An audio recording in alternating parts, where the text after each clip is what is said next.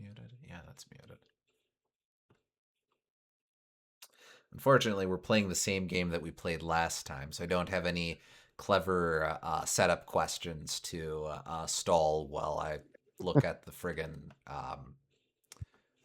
Twitch ads. Wait for those to run while stream loads on my laptop.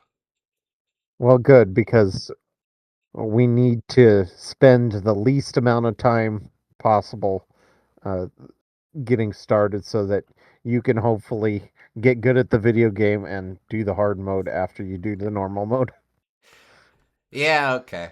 I will fully admit I did not do any practice work off stream as well. So apologies, folks who want to trip in here and be all like, see me coming in with the friggin' Kamiya glasses, kicking ass and taking names and Well, friggin'. this way they get to see the training arc. So This is true. I guess you're here for me to be Simone. Anyway, welcome, folks, back to our super sweet SEGA Saturn Spotlight Series Spectacular. Edwina is grasping my thumb because she wants me to scratch it, and that is making a big mess over here. Last time we played some Panzer Dragoon, got pretty far, did no, not finish. we played So, some Panzer Dragoon. I mean, I'd like to think we did. Now you got me doubting my own sanity. Let's go ahead and just hop right straight into it. Okay. And we don't need to see the cutscenes. I suspect there'll be an element of derusting off the top here. Hopefully not too much.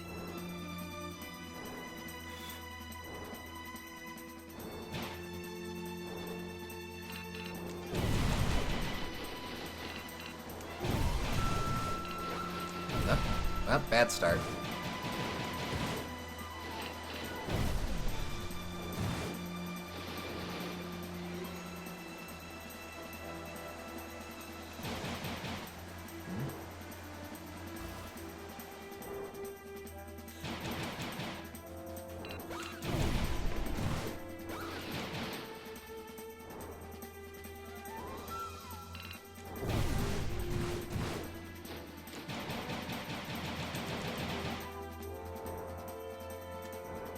I'll also say my wrist is feeling a little better from last week, so we'll see how I do in terms of wrist cramps with rapid fire. Uh-huh.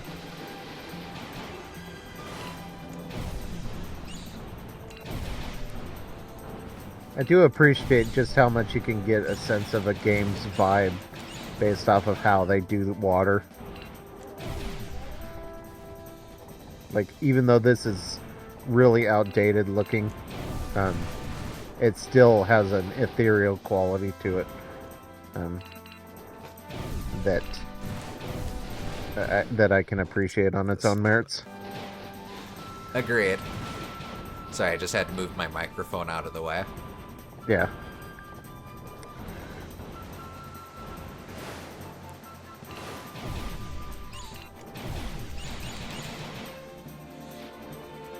I do think it helps a lot that they have the reflections and then also that they have the splash effects from enemies going in and out of the water. Helps sell the illusion that this isn't just an infinite plane of independently moving water texture.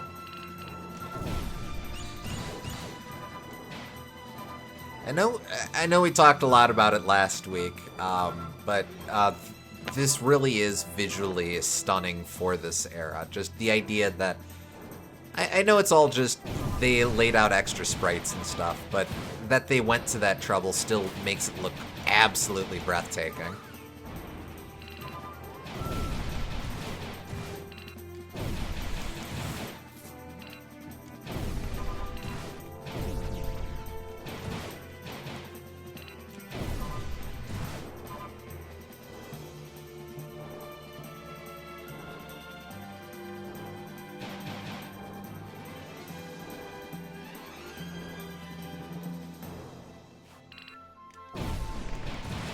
It's unfortunate too because I would say that this game could do really well with a remake, but then we got a remake and it's kind of mediocre. Oh, that's something I should have examined. It's interesting because, well, I really should have liked to have taken more time to kind of look at the remake over the past week and just to have something to compare with. But one of the things I think to it is that there's a in a weird way, being a game that looks a lot better, it feels like it has less of an interesting visual identity. I can agree with that. It feels like it's a little bit too realistic instead of fantastical. Yep. So maybe it couldn't do well with the remake after all. But there's certain things that feel like they could be improved, like the pop-in of certain things. You could argue that kind of has a certain charm too, but changing that would be a lot more understandable than changing like how the water looks or how the general vibes of the game.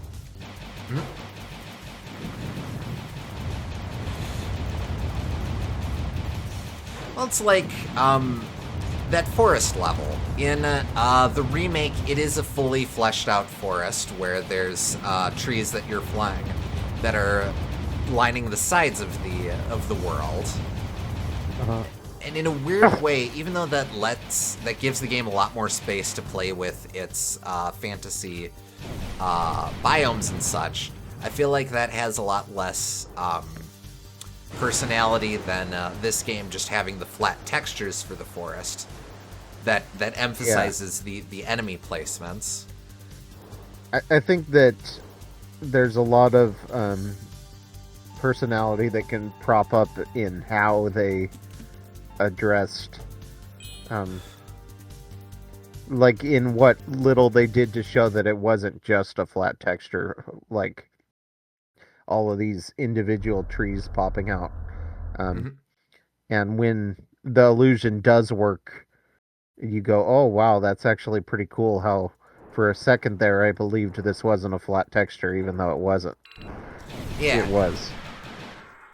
Like in the remake, I guess there's a little magic lost just because you never even have to think, is this a good representation of a forest at all? You just think of it as a forest. You don't think of the cute little tricks that it's doing to fool you into believing it's a forest. Yeah. Wow, absolutely terrible job on me tracking those enemies. Oh well. Like I said, going to be a little bit of de-rusting at the start of this session. Yeah. I was a little rambly there, but you get my point. No, you're fine. Lord knows you ain't distracting from the gameplay.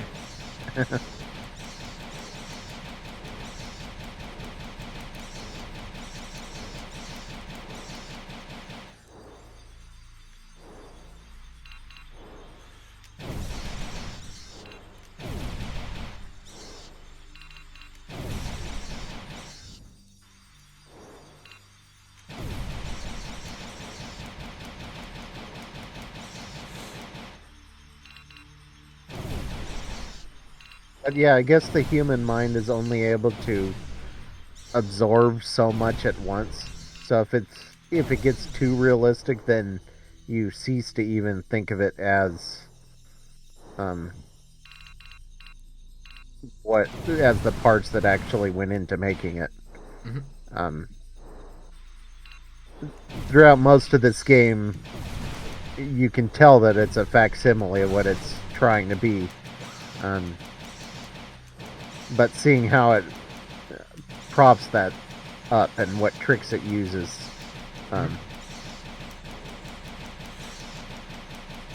it makes it a lot more. It makes it a lot more cute to when you find out, hey, that's what they did for this thing or whatever. Yeah.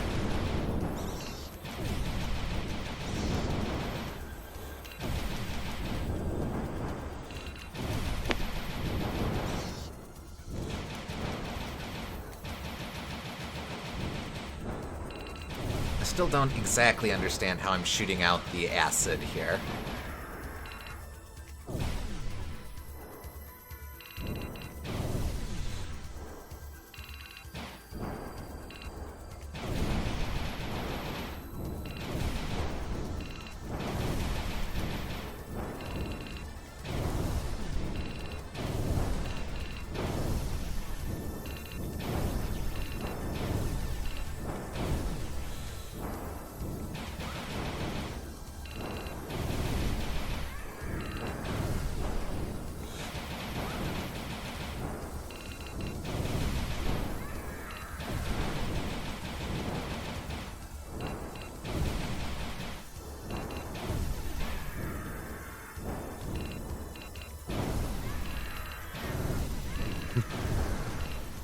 When I visited the Vault, that arcade I told you about a while back, there were these kids that were going to play Street Fighter, and they had multiple different Street Fighter cabinets, and they were discussing which one to play, and they said, one of the kids said, let's do that one, it has better graphics.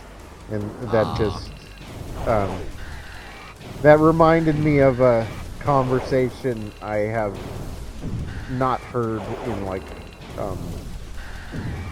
20 years. It's just a very kid way of looking at video games, I guess. Well, at a certain age, that has to be your inroad, I suppose. You don't necessarily get a whole lot, or you don't have a whole sense for what you like, so you go with what clicks with you. Yeah. Oftentimes that's your case. Like, hi Boomgarner, we were talking about how I went to an arcade recently, there were kids at the arcade, and one of them said to the other one that they were wondering which version of Street Fighter to play because there were multiple cabinets, and one said to the other one, let's play that one, it has better graphics, and that just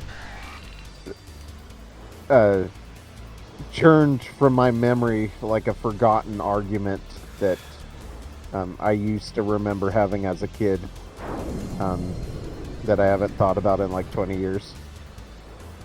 But interesting to see that, like, kids still think in that sort of way. But LV was saying that they have to have some kind of inroad, and I guess graphics is that for a lot of kids. well, like, I don't know if this is still a stance my sister holds, because honestly, it's been a while since we've talked about this sort of thing, but I know for the longest while she could not get into 5th gen games, like N64 or PS1 games, because that version of 3D was too primitive for her. Uh-huh.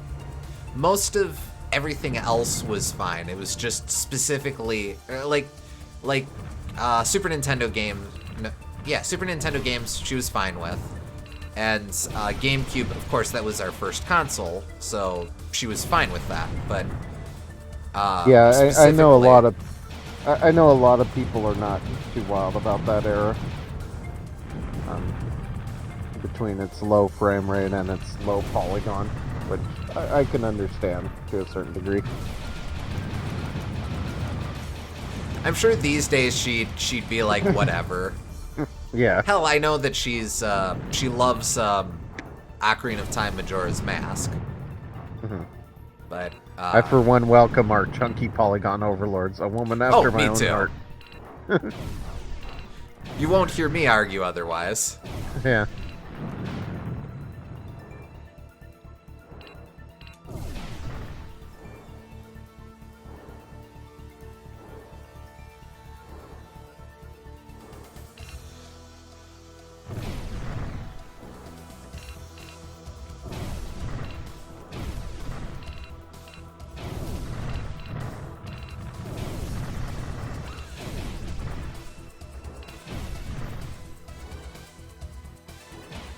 But yeah, I can understand that being a hurdle that you have to get over. I think when you're a kid, you kind of make a lot of those arbitrary hurdles until you find something that goes, okay, I guess I can try it if it's this good in literally every other thing I like. And then from there, you try some other stuff, and then you go, okay, maybe I was being a little harsh on this. Two personal anecdotes for me come to mind. One, again, on the subject of N64 Zelda, a not insignificant factor in me glomming onto Majora over Ocarina was the fact that in the 2 years between games, Nintendo mastered the technology of making bottles look like bottles and not weird ice daggers. That was actually extremely important to me as a kid. But What was second, the other thing? Yeah. somewhat tangential, but I know I've mentioned it on like the Discord server and stuff, but I don't know that I've ever mentioned it on stream. It took me a very long time to get into anime. Because as a kid, I saw that one Toonami TV spot of Dragon Ball Z, specifically of that one bit in that one bit of Majin Buu going into a guy, like forcing a man to drink him, and then, well, we don't see it in the preview, but with the express purpose of killing the guy from the inside out.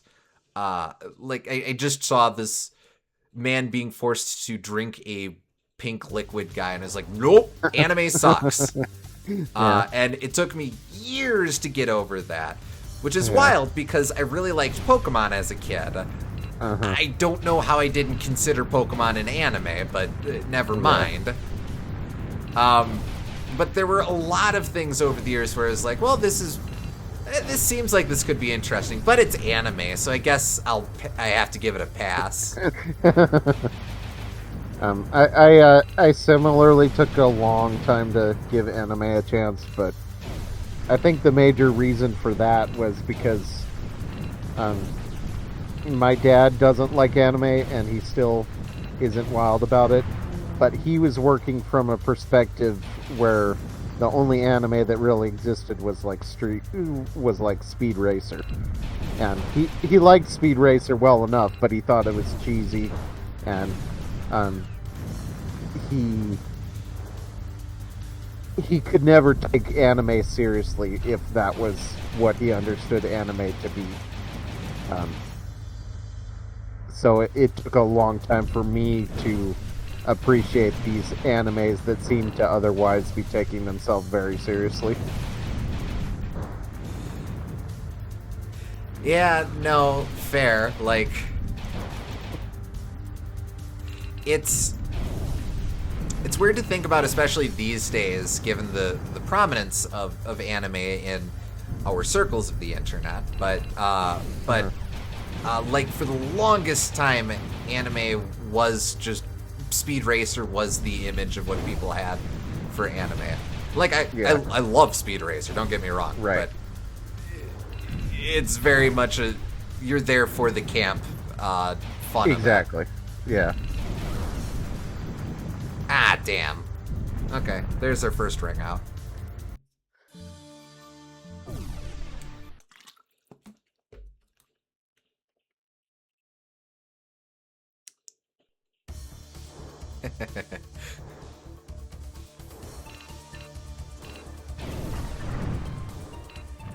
When did I first start getting into anime? Part of it was when my dad came home from a convention, from a gaming convention with a bunch of anime discs, which was how I saw Excel Saga at way too young of an age. But also, I think Yu-Gi-Oh! Was around when it started to change for me. Like, Cartoon Network started, not Adult Swim, specifically Cartoon Network, I think, started airing original episodes of the original Pokemon series, and I would watch those, and then immediately afterwards, Yu-Gi-Oh! Would come on, and for the first couple weeks they did that, I specifically made a point to go, well, I think I'm going to bed now. You guys have fun watching whatever this is. But after a couple weeks, I was like, okay, I'll give it a go, and I mean, it's Yu-Gi-Oh! It was a long time for me. Like, I watched Pokemon back in the day, but like you, I kind of Pokemon compartmentalized was, that not to be an anime. I think Pokemon was so big as its own cultural phenomenon that it just didn't feel like it counted. Yeah. So the first one that I got interested, that I watched independently was Madoka Magica, back when that was getting big on LLF. Oh yeah, okay. And that was, I don't think that fully sold me on it, but it did give me the idea that, like, they can have larger themes going on in an anime. It's not just all shonen or whatever. Yeah. And back then it was still like, this was the exception more so than the rule, but with a few more, then I was like, okay, I might have been too harsh on this. sure.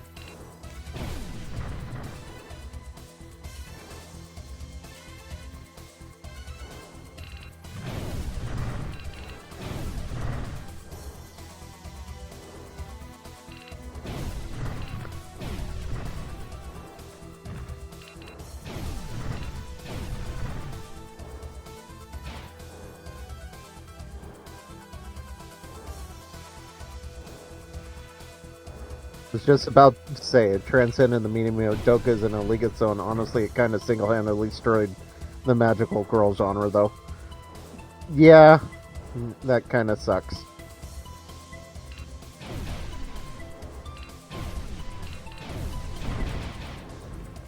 But I guess that's what happens when you make a deconstructionist work. Well, at the very least, we now have please, please, please, I really don't want to be a magical girl. Or whatever.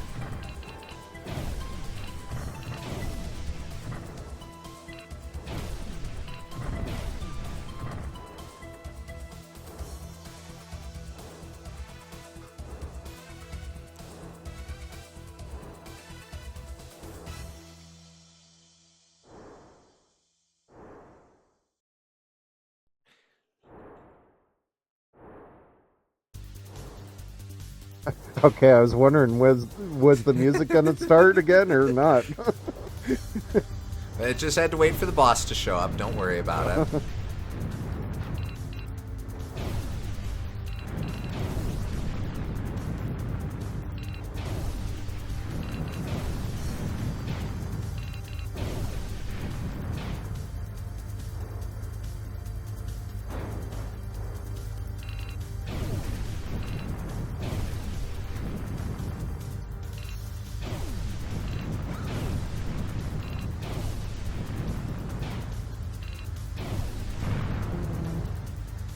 Also been on a Gintama, on my Gintama BS lately because Netflix added season 1. Looking back, that one was really what helped me appreciate it as its own art form from a storytelling perspective. Don't know anything about that one, but I'll look into it. I mostly know out of context stuff Boomgardner has sent me.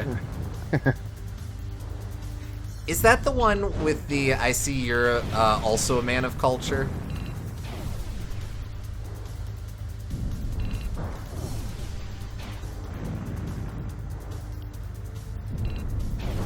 I'm not sure what it says about me that most of my familiarity with anime is through memes. I think that's a lot of people. It is Don't not. worry about it.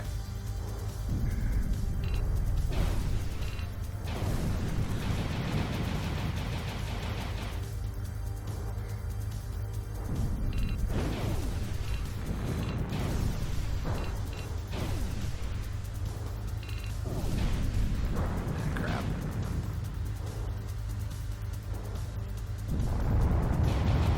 Oh, hello.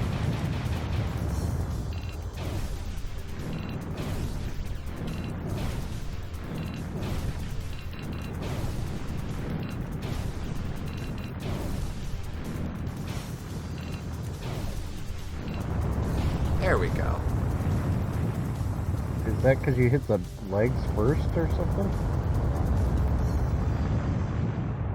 Because it seemed like that second half went by really quickly. Felt like it, yeah.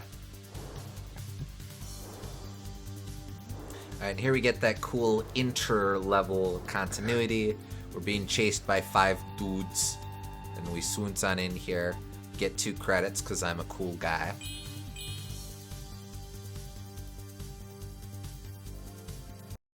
And then here we start episode 4. And dun dun dun dun. Oh, we're just flying nice. Oh wait, there's 5 dudes chasing us! No! Literally Yoshi's Island.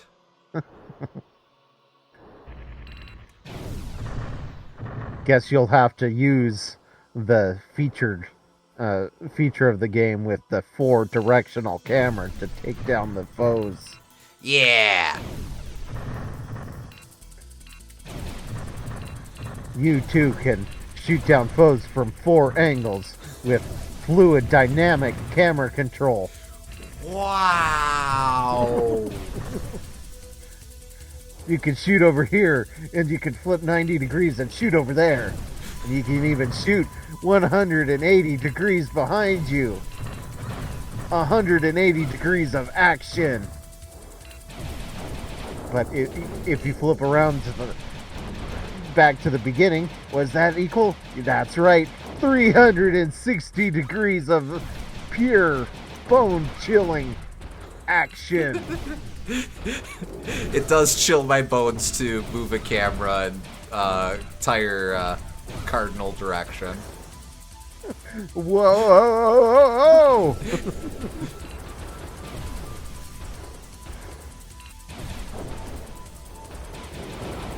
Whoa, hello.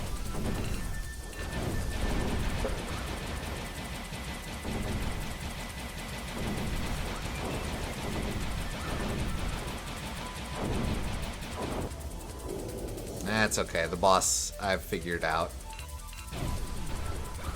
Hey! To a certain extent, though, you have to think that there's no way to like, imagine it were 8-directional. You have to think that they would know that that would be too much and too cumbersome to actually play. Would they be able to evolve it from this 4-directional thing?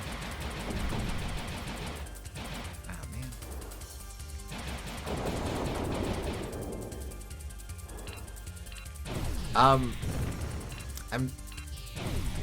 Apologies, I'm trying to parse what you just said. It feels like they had to have known that, like, 4 directions feels very digital, but they can't fix it being digital, because if they were to add like 8 cardinal and semi-cardinal directions, then it would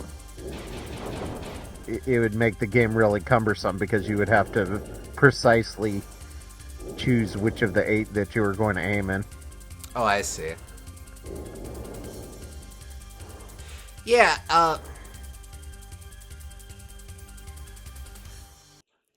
I mean, if you think about it, a lot of this specific console generation was kind of figuring out what the next steps would be. In part, that was, what is 3D going to be? But in part as well, it's a lot of logistical stuff, like, I think of how the N64 has four controller slots, or room for 4 players, because Nintendo saw the writing on the wall would be playing through the internet, and they figured, well, 4 players is an interstitial step towards that.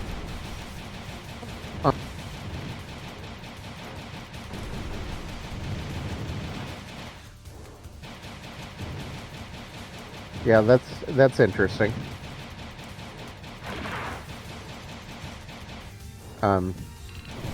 So much of the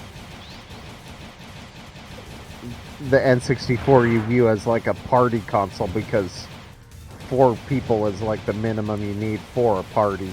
Mm-hmm.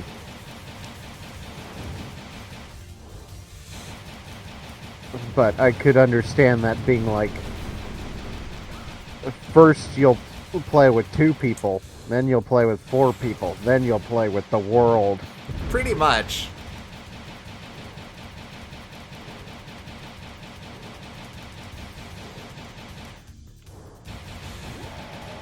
Oh, right.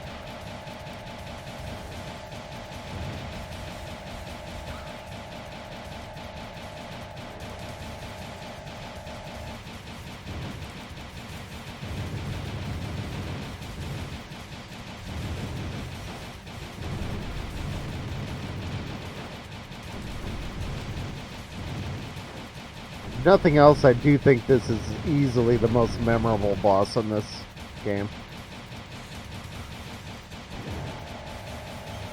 Certainly got to be up there. I think it uses the movement of the camera gimmick the best, and he's just kind of an asshole. Doesn't want to die.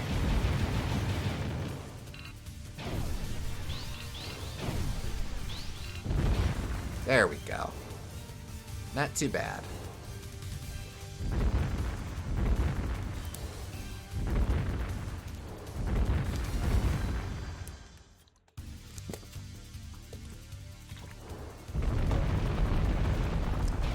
I keep forgetting to...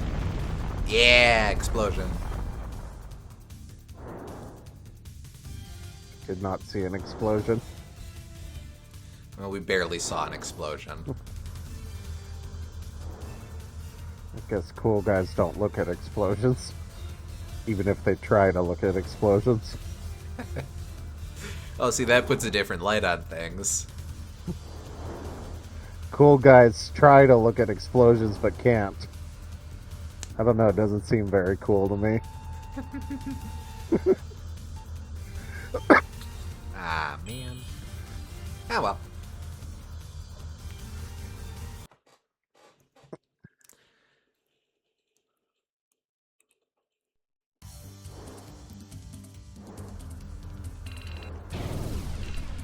And this level, I guess, just feels like we're gonna throw a bunch of enemies at you. Which, fair, I guess they needed to do that in a shmup, but...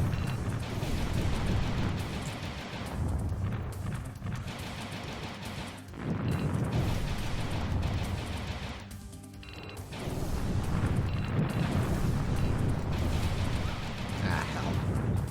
The environment's cool, and it's cool to face the first boss as normal enemies and stuff. Guess it's like the final showdown, or the actual final showdown. Well, we've got a couple interstitials, but it is showing growth. Yeah.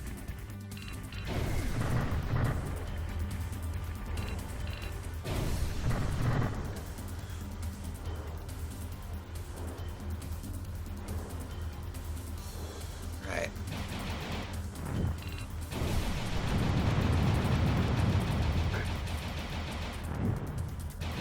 No, I want to beat up you. Okay. Hello.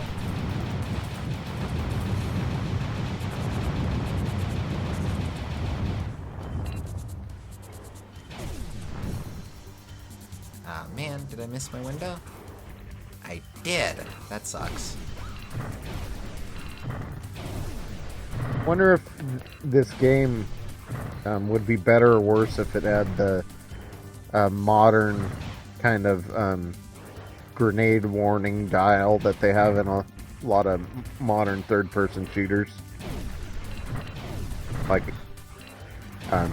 there's something coming from the right. Better turn over that way. I mean, it would help me, but I also don't know if this is one where I should accept that I'm just bad and Yeah. I need to get good.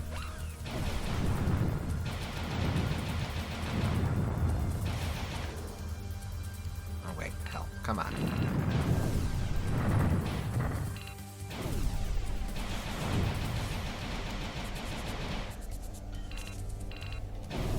Definitely de-rusting on this one. Jeez. Oh, hello.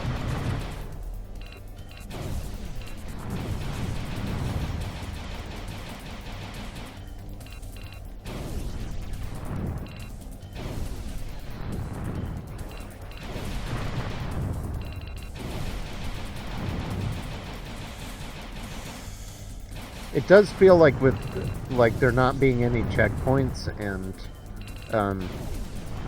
you having more health to worry about, that that kind of contrasts this with Star Fox, because these levels feel more like a gauntlet of facing down all of these enemies in one solid run.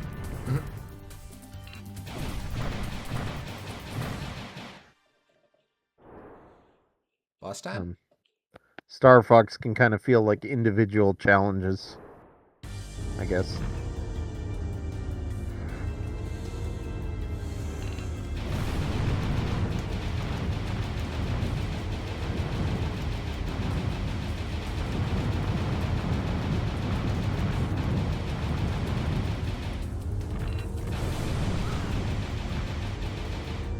Okay, that's something.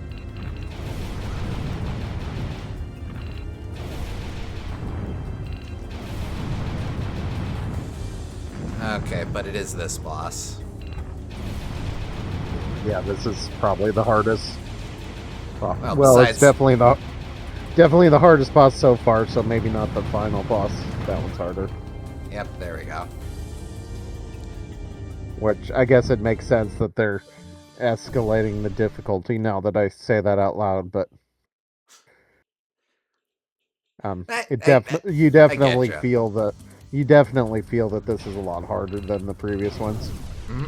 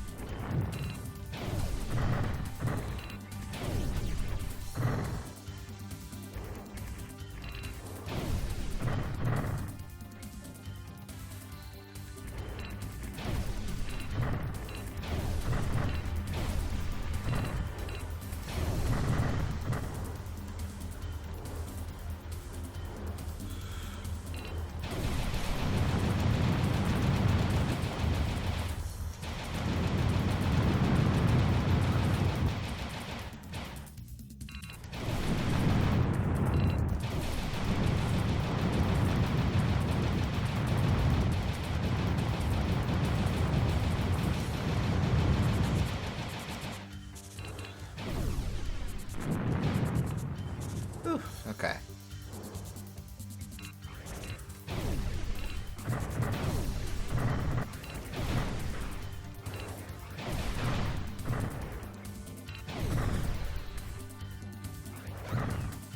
Bunch of jerks in their death yachts.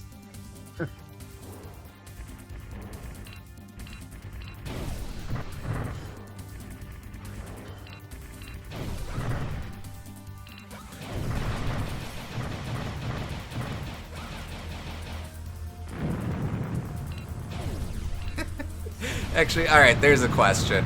What is a vehicle that you cannot make more impressive by adding the death prefix to? Chariot, obviously. Death chariot? Oh, the Death Chariot. Okay. Death Tricycle. I mean, I am intrigued by the prospect.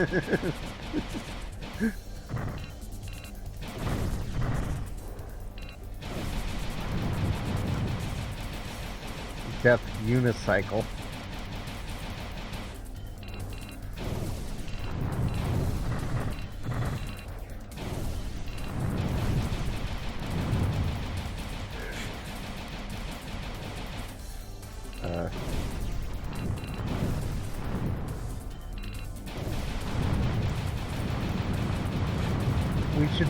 There should be like an actual name for the digging machines that you see in fiction, other than like digging machine. Like driller. I guess like the Hag 1 or whatever. Surely that's got a name of some ilk to it. Yeah. All right. First off,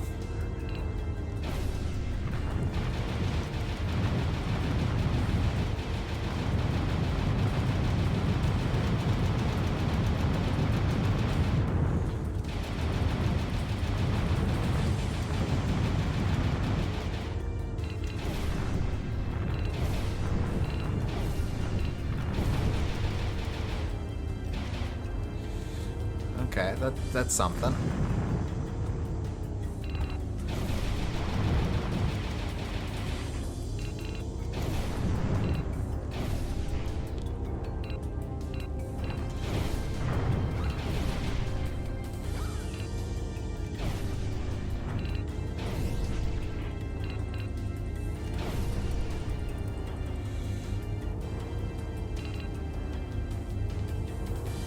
Oh, hey, I actually disabled one already. Ah, why?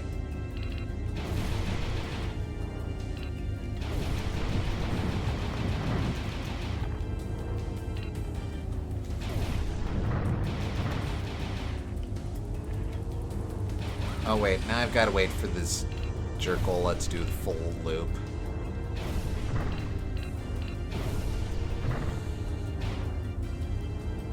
Wait, that's a jerk. Hey, what? I wonder who the first person to say Jerkola was.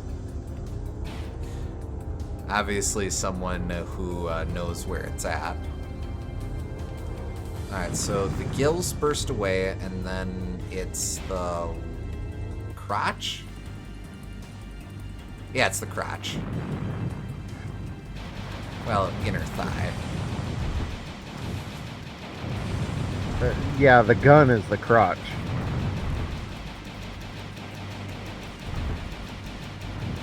Hey.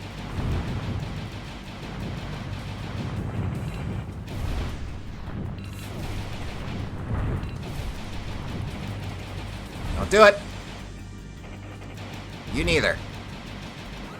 Ah, damn. Almost.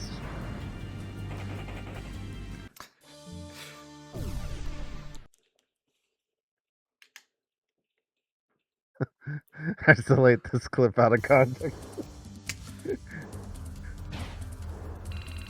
It's not our fault that he shoots us with his penis gun. Did I say penis gun? I did not say penis gun.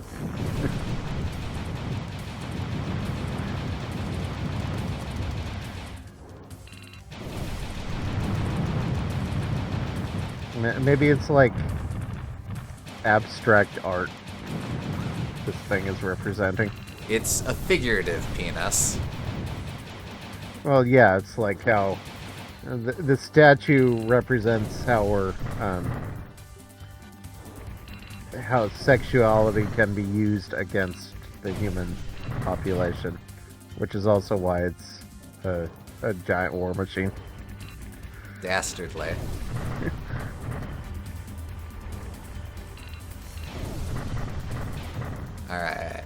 on. Ha! Caught wise to your schemes. Yep. Hell.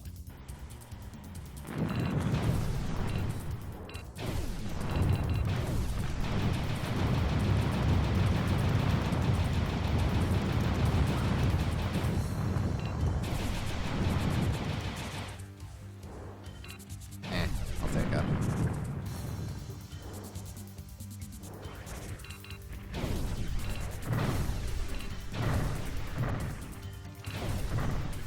It does say something that the past two Saturn games have both predominantly featured crotches in an accidental manner. They were both specifically there was both specific teams within Sega designed to produce Saturn games as well. What does that say? Get Freud on the phone.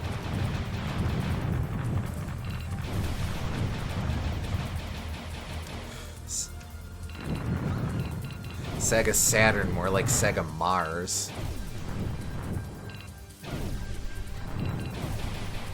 No? Okay. What?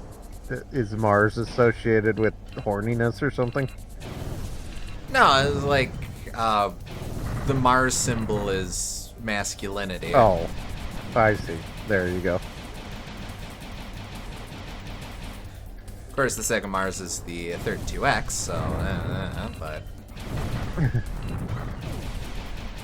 I didn't know they had. Was that internal names for all of these? code names, yeah. So what was Genesis then? Well, I think it started after the Genesis, but like the 32X was Mars, Saturn was, of course, was Saturn. I think the CD was something, but I forget which that was. Huh. I know that the Dreamcast was Neptune, which is a big part of where Hyperdimension Neptunia comes from. She's Right, yeah. she's a Dreamcast. That's true, yeah.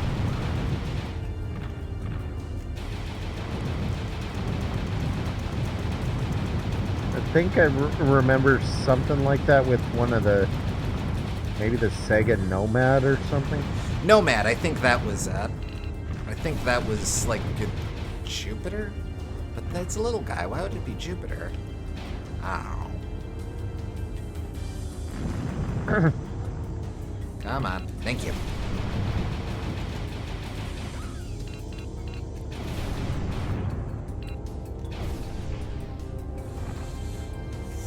Help.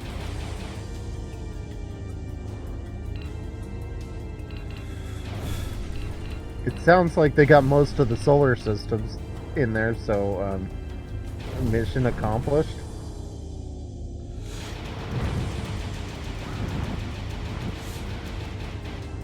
Something.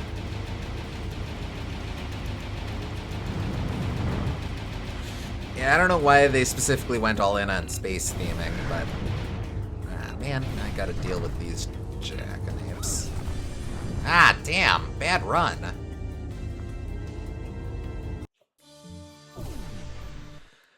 Oof, Continues are going quickly. that they are. That's okay. That's okay.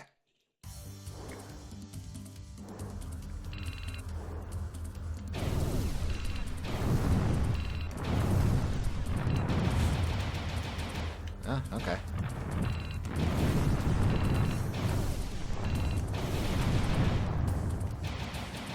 Hell yeah. Let's keep going.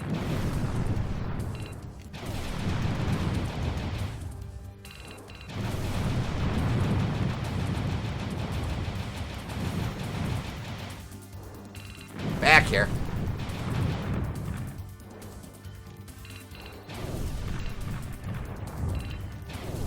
Be right back. That's okay. I do like how the cannonballs come for a very long time before just winking out. This is a nice touch. Okay.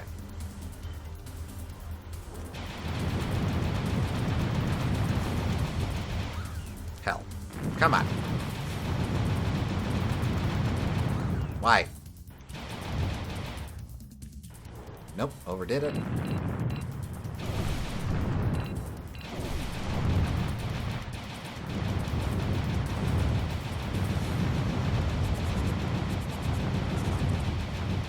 No! Hey, get back here! I ain't finished with you. Ah, man. I guess I am finished with them. Bad turn. Okay, I'm back. Welcome back. Not going too well. Actually, it's going pretty decently. I just didn't defeat a dude I usually defeat. Ah.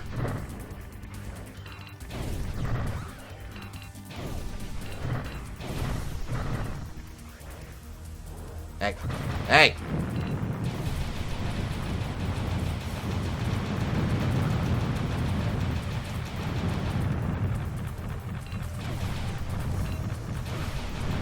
Ah, come on.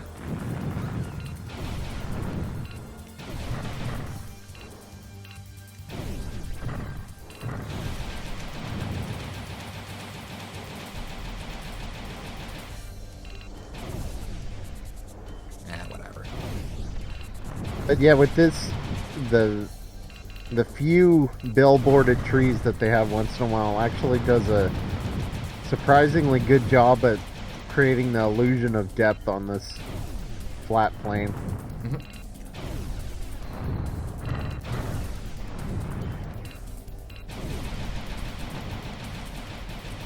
Yeah, like I know it's not much, but it's neat.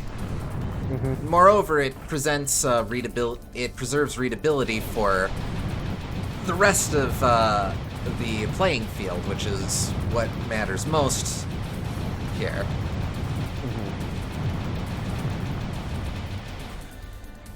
Okay. Oof.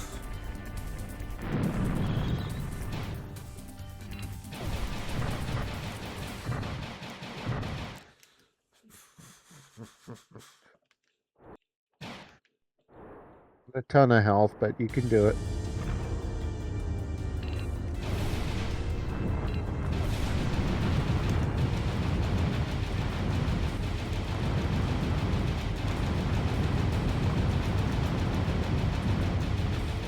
Hey, nice. Oh, wait, no. That guy is such a liar. Friggin' lies about having juice when he doesn't have the juice. Usually it's called a fake out when they're the opponent. Not really a lie. So I guess it is a lie. Yeah! I guess it is a kind of lie, but you should be a bit more... I guess I'm surprised that you're surprised.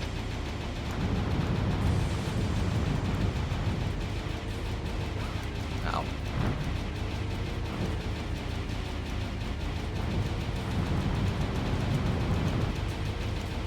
Ah, come on. No, I don't want to do the full loop. Ah! It has been a long while since I've seen a crotch.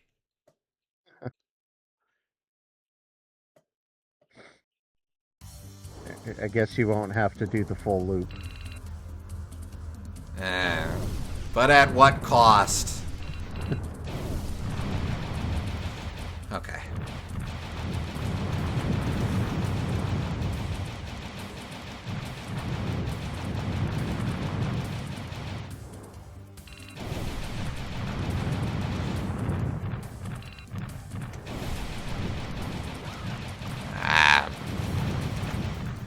Bad run. Gotta prioritize not getting hit more than taking down the foes. It's interesting because you're right, but also this stage of the game I want to be collecting as many credits as possible, so there's definitely a push and pull to that. Yeah, but not if it means you get hit and then you lose the continues that you're aiming for. True.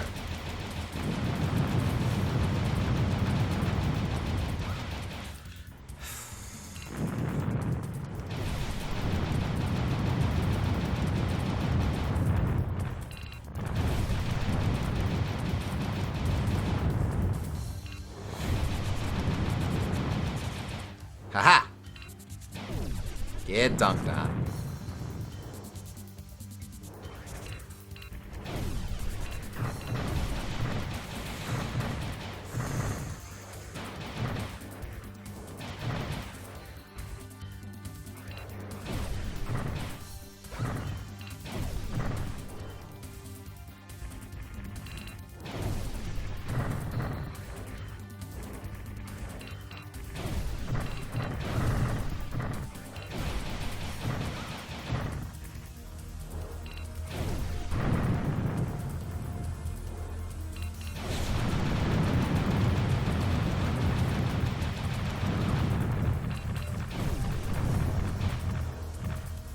Alright, come on, clusters.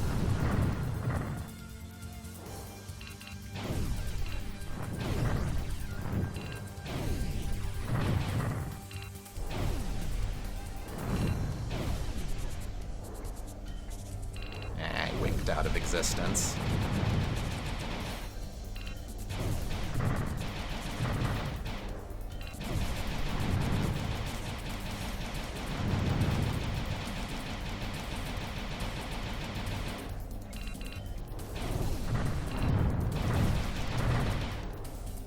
So, it sounds like a really bad Twilight Zone episode.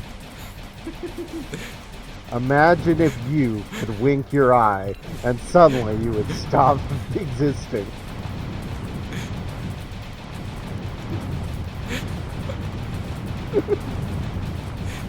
Yeah, there's not a hell of a lot you can do with that premise, huh?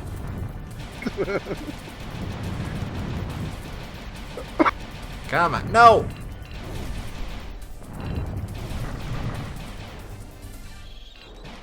Ah, man. Lame.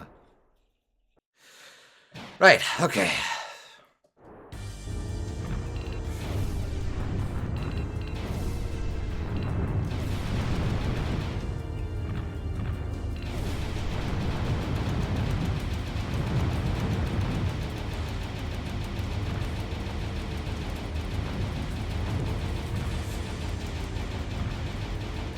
Oh. Wait.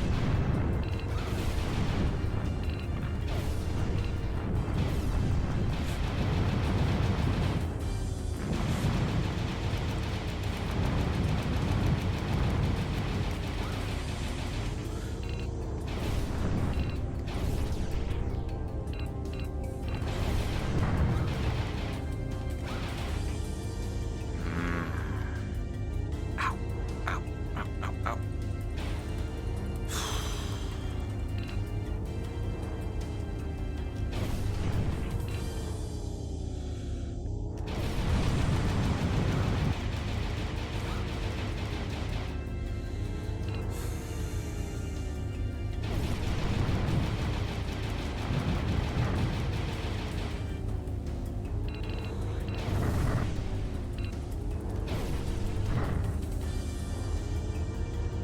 Okay, well.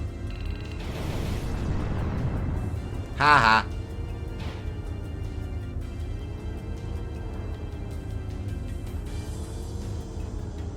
But I've got very little health for the crotch gun.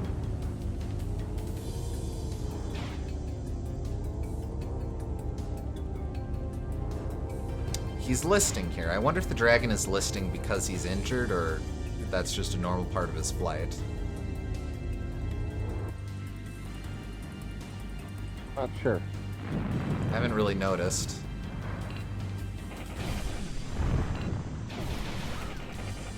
Okay.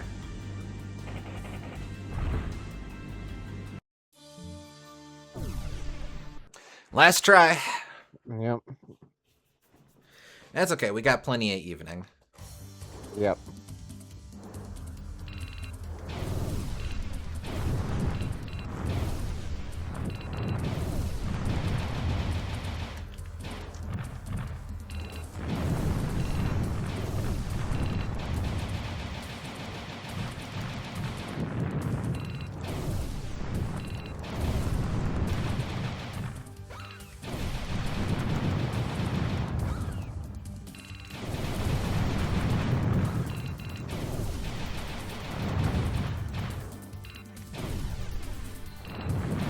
But why can't you go up and down when you're aiming to the side anyway? Because the dragon is locked in place and I'm instead fully controlling the cursor. But why does that happen when you're from that particular camera angle? I guess they thought it was more important to control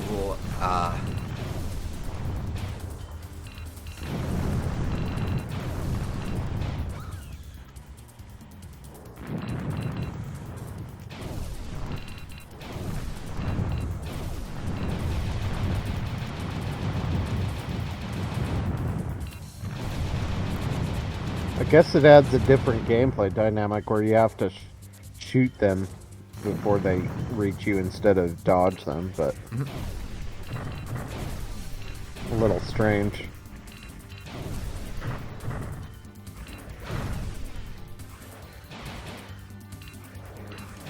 A bit, yeah. In general, I'm willing to accept stuff being wonky if, out of the consideration of that it might just be growing pains with early 3D expressions. Like, I'm trying to think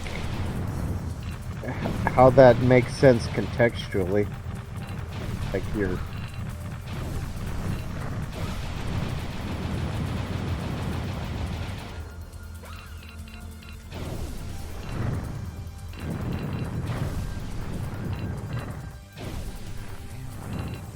Don't go, I want you to die. Oh, thank you.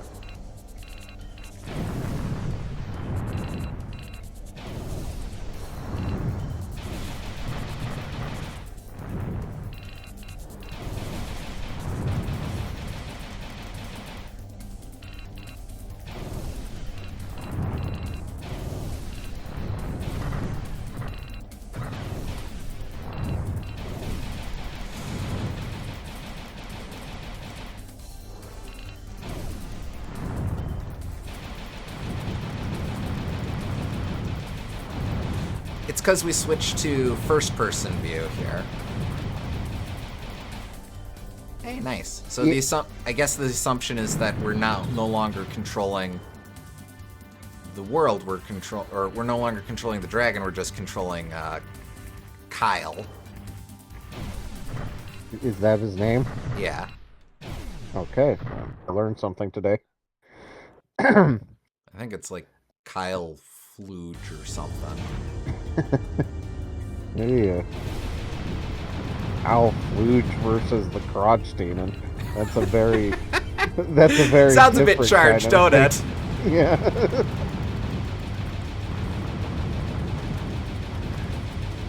Okay, so that one's down. Might actually clarify that in the manual, I think. Guess I'll look that up. Because they have the manual. This is what I have you here for, to know the names of the generic dudes that we play as.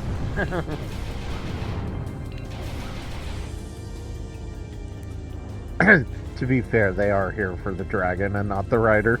But Well, yes. I forget if the dragon has a name.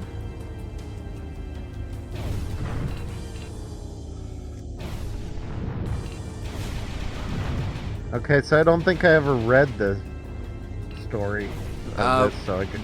Yeah, we did not cover it last time. So I guess I'll do that now. The Sky Rider Falls. Thousands of years have passed since a once thriving human civilization perished in the dust. Mankind has nearly been destroyed by its own bioweapons. These genetically altered creatures turned against their masters, and as a result, the human race was pushed to the brink of extinction. A tribe of humans known as the Imperials recently discovered an ancient tower, a tower that houses an arsenal of devastatingly powerful ancient weapons. The weapons discovered in the tower were used by the Imperials to hunt and destroy the dangerous creatures roaming across the earth.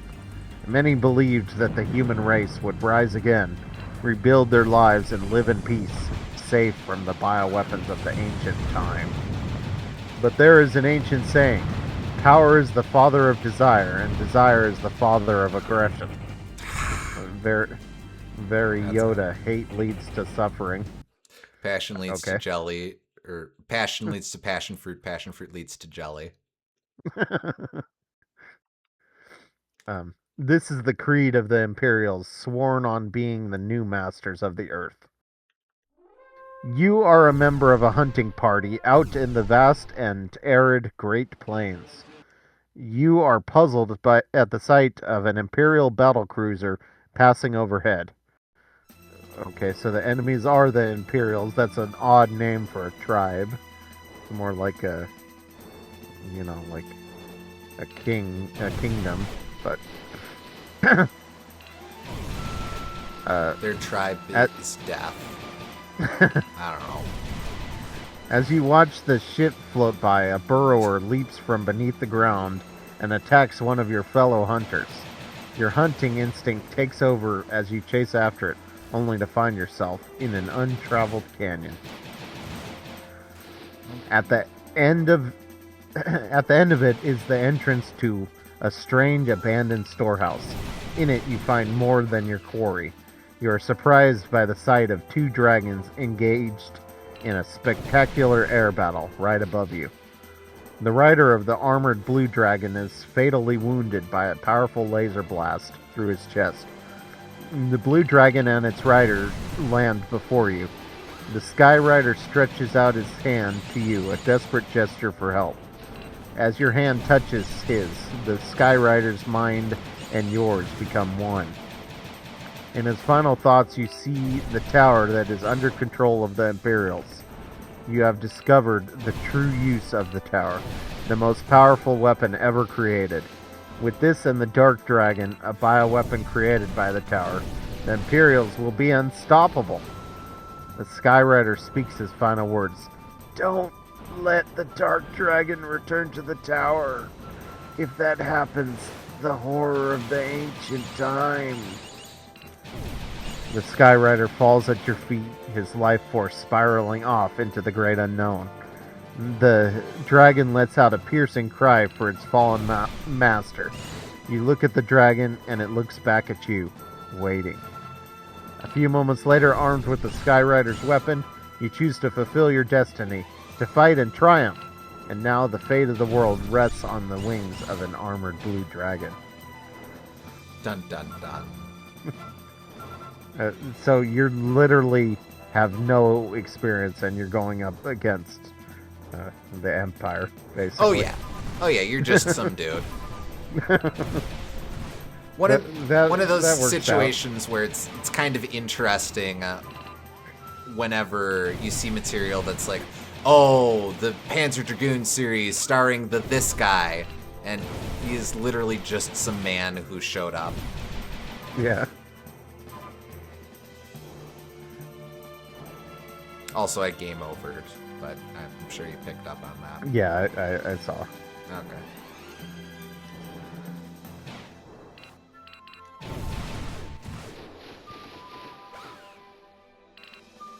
Like, I think this guy showed up in one of the Archie crossovers.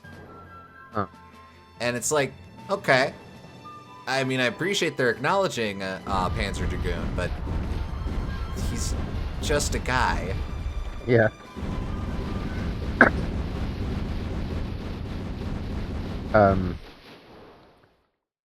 One cute thing on the page about option mode, they call it pre-flight options. I like that.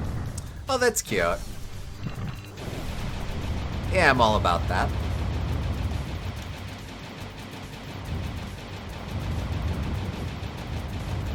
But I will note that the manual did not, in fact, give our hero's name. No. Again, it's not actually important, but I think, like, side material named him. Yeah, that makes sense to me. Some manga decided, well, we need a name for him. Let's call him Kyle. It's also one of those that's not spelled the way you think. Huh. So It's like K Kale. Y apostrophe E L L E. No, that's Kael. It's more like kale. Huh.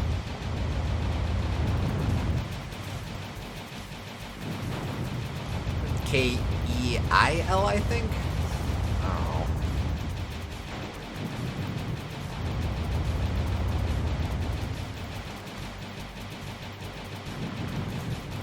You have to admit, though, for a dude who literally has no business being here whatsoever, we're making a pretty decent showing of it. Yeah. Oh, do you want me to... Okay, there we go. Maybe the dragon is just intelligent enough to handle all the flying, and this guy happens to be a sharpshooter. So, Well, we are a hunter. yeah. So he just needs to handle the shooting, and Hey, nice. the dragon is intelligent enough to do all the flying. Of course, us as the players have to control both, but hey. You know. It might also be an Eternal Darkness situation where touching the dragon means we gain the knowledge of all previous riders. Pandora's box of dragons. Well, no, that would imply that we've got a Matryoshka dragon situation, which I'm not opposed to, but I don't quite think is what we're working with there.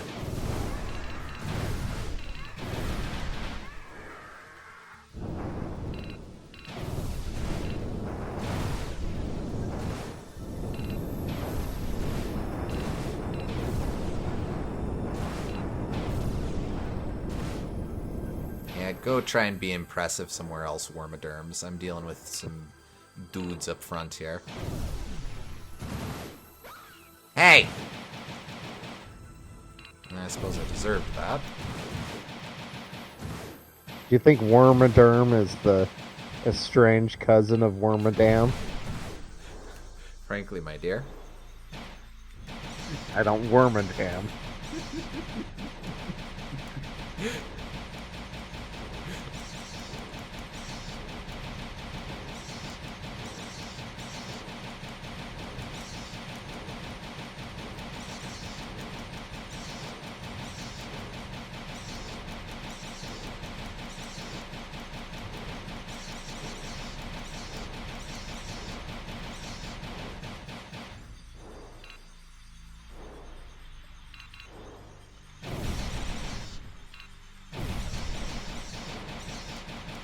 I will say that that's one of those lines that you hear a lot through pop culture osmosis. That when I finally got the context for it, I was like, "Oh, wait, this is what that means." I don't actually know the context. I've never seen the movie.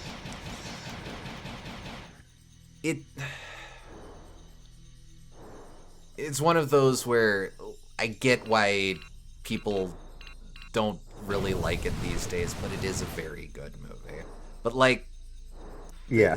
the whole context is he spends the entire movie trying to be with her or get with her and be this gentleman and such. And finally, after everything, he leaves her because he's so sick of dealing with her and how she's just this horrible, selfish woman.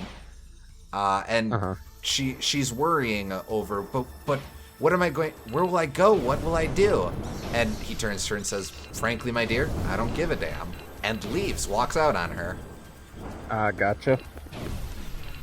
Like, for years I thought it was more about this big confession of love or whatever, but nah, he is sick and just wants to be rid of her.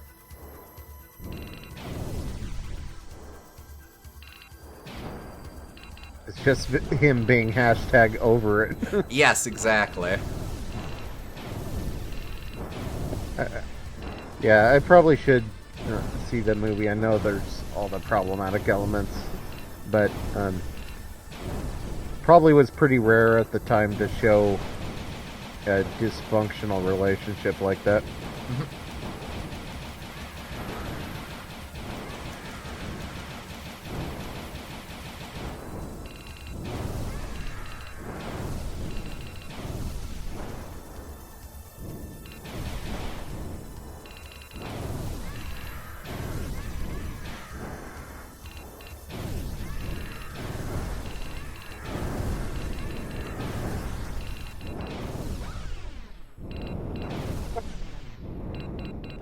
Can't remember if it was before the Hays Code or not. Yeah, I'm not sure.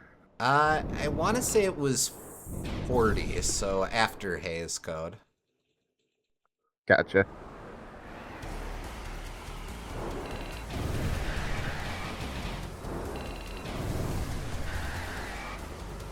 I think they loosened it up a bit on it by the 40s, though. The early 30s was the worst of it.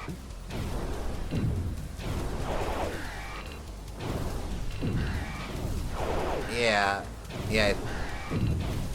I forget when exactly it came out.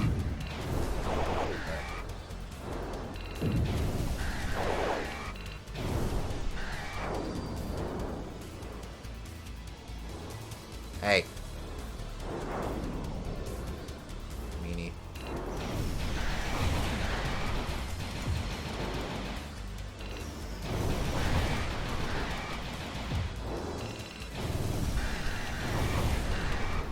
Gotcha.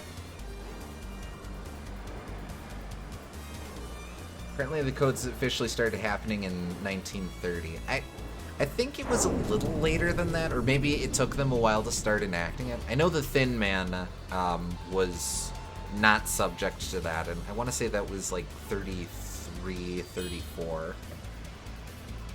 I just know that it basically... It's one of the major reasons Fleischer Studio went down, because they couldn't make Betty Boop as provocative anymore. Ah.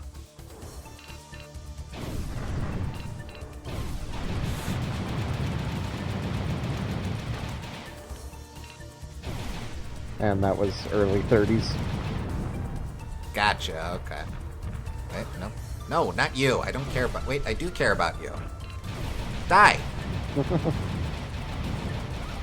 Damn.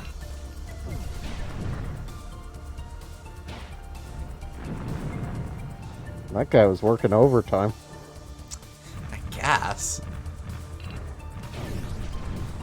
Holy shit, I'm still alive. I exist to be blown up by the player, and yet I'm still alive? I'm gonna get a few more shots in. Might as well, since I'm here. Maybe it's a Wreck-It Ralph situation where, I don't know, he's in it for the love of the game, or it's his job, but he's trying to make a real go of it and be a genuine threat for the player. And like, well, I've got this opportunity, I'm gonna take it. So it's like Mario's a stage play sort of logic. Yeah, I suppose. He clocked in and wanted to earn his holiday bonus. There you go.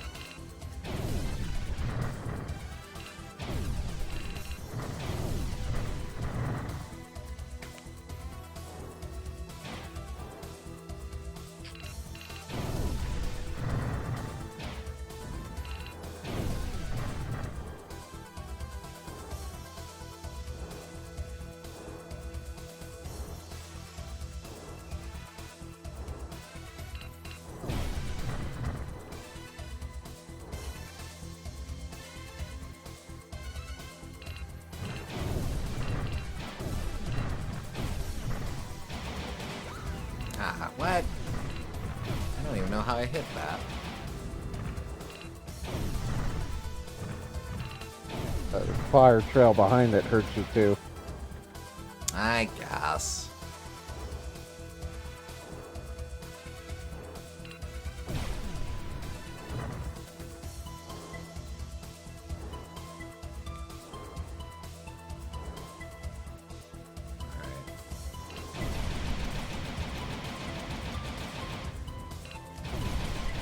What? No. No, why?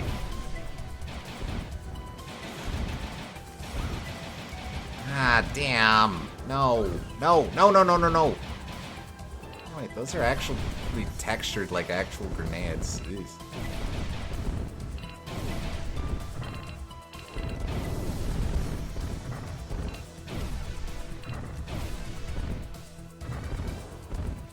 Ugh. Atrocious. Well, let's see how we do with Hoppy Boss.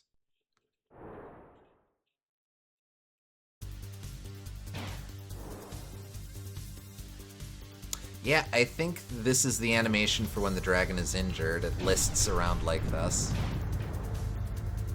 That's a neat touch. You sure that's not just like slowing down because there's a boss coming though?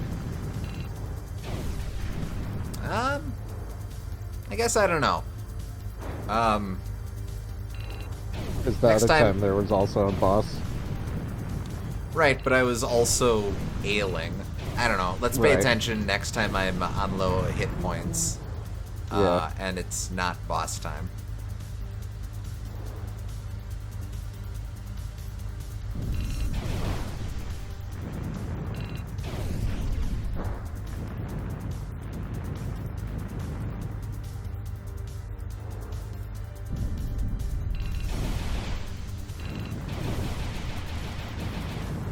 Oh, what? No, damn.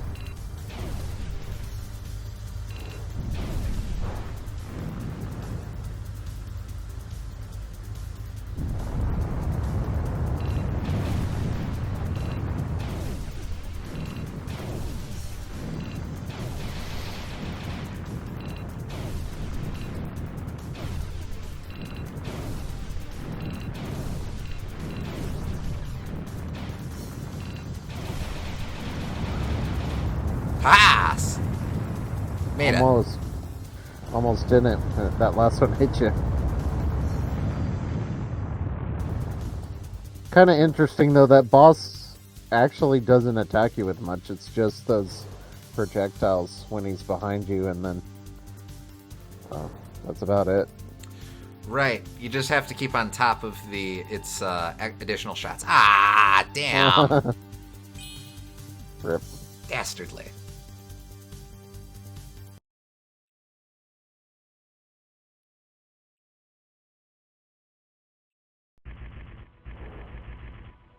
One enemy away from a double continue. Feels bad.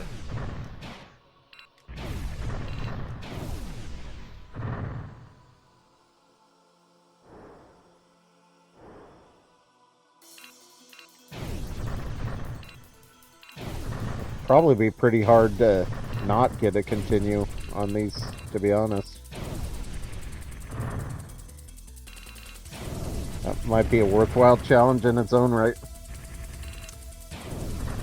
Yeah, there's this whole ranking system, but I haven't gotten anything besides sharpshooter.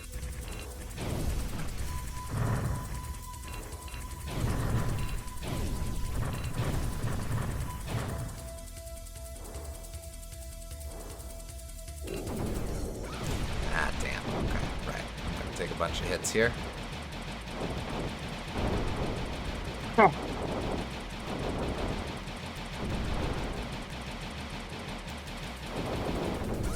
Ah, what? Ah! Bit of a cluster.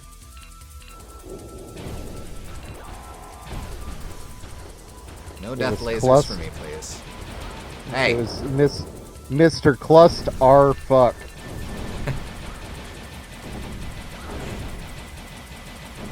Sounds like a really unpleasant Paper Mario NPC. Okay, I'm listing here. It's definitely a low health thing. Oh, okay. Yeah.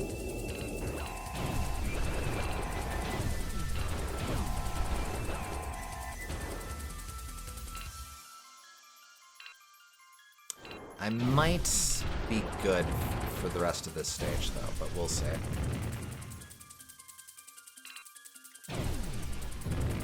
Uh-oh. Hey, work with me. You too.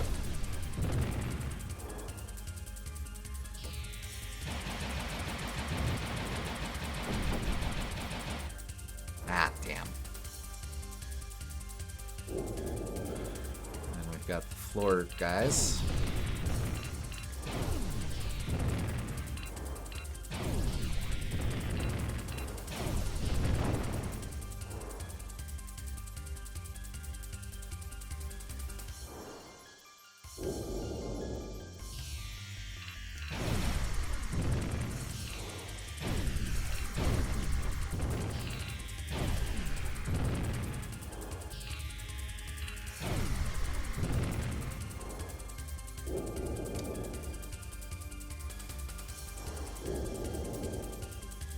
Alright, 1, 2, 3, and 4. The boss isn't a complete gimme, though, so I'm gonna have to watch myself here. Oh, yeah. Ow.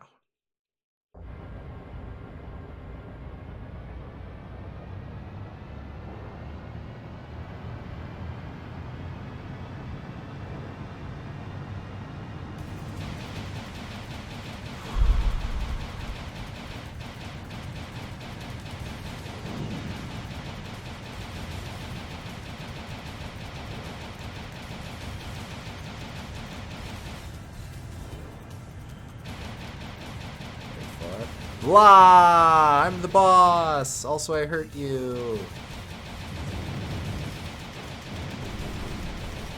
Shooting out its armpits missiles.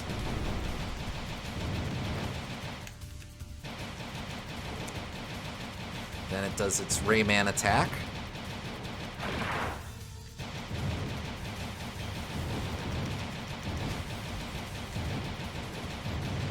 Telescopic fist! Yep.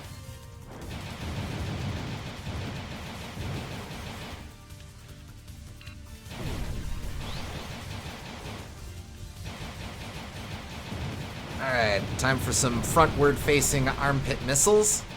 Yep, hello.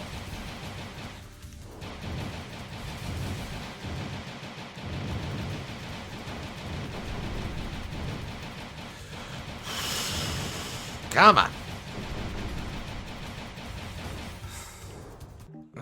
Give me a minute.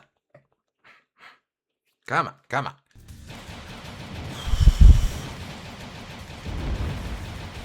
Alright, that's one down. Now we get the Mr. Eyeball. Haha! A useless Mr. Eyeball. Yep. Well, don't wait there for him, dumbass. Okay.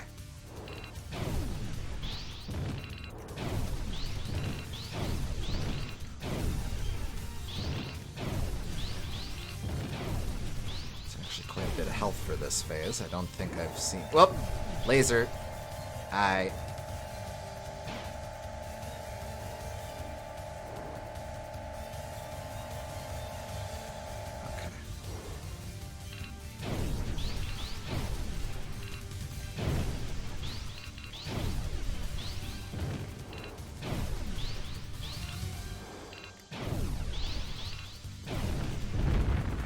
Okay, there we go.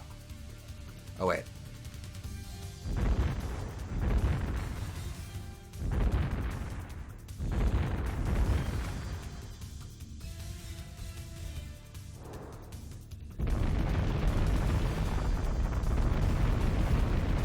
Yeah. Kind of underwhelming, but A little bit, but... oh well. Still impressive that you managed to finish with the absolute minimum health possible. Yeah, no kidding. Alright, let's see how we do.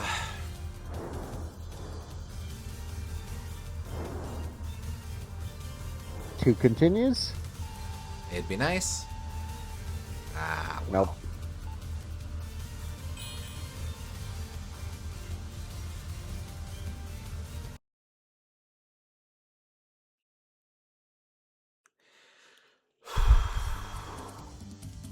Okay.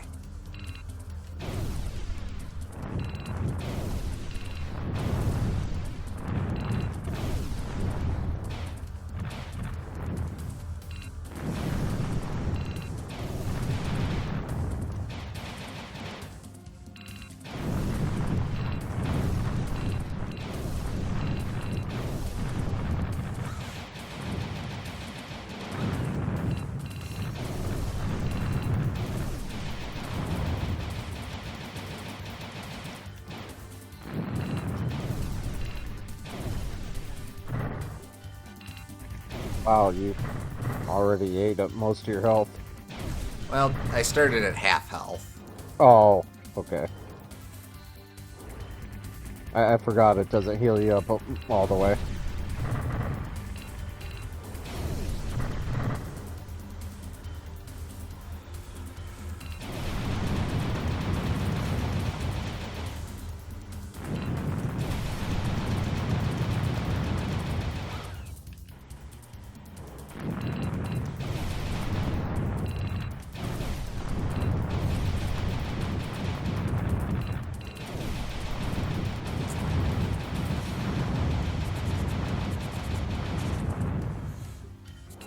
Ha! Not nothing.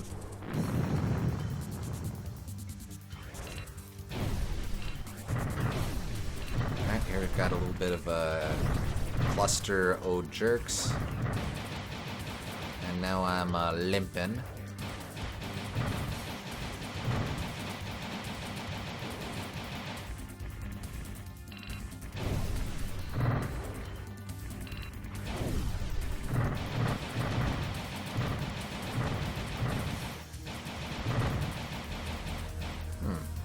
Actually, there's something to that. Oh, this part sucks.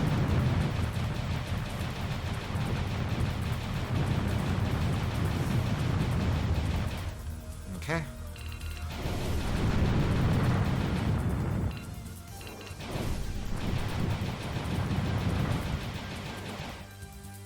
No, wait. Come back. Oh, got him. Oh, you got it. Alright, I got it. Yeah, you got it.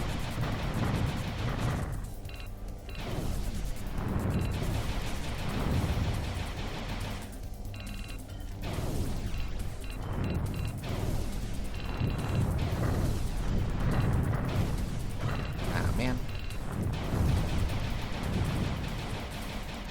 Well, okay.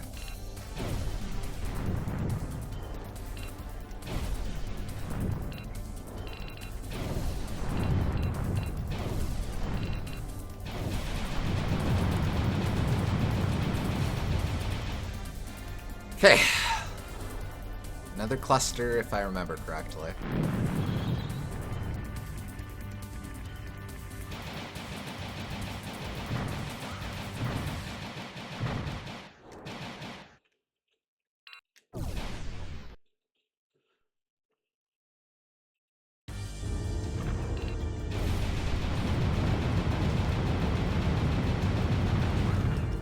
Pah!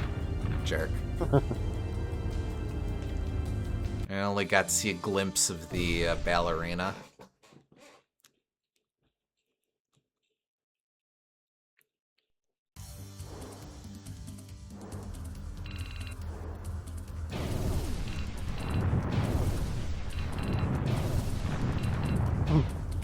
You learned something that time. You learned that those guys in the middle, I'm just kind of rapid fire them. Yeah. Yeah, that's true.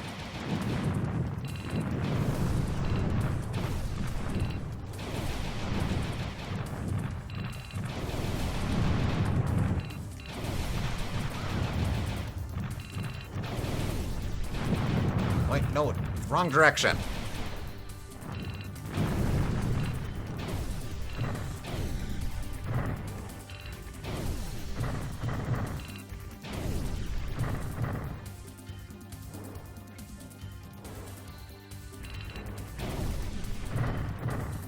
Huh?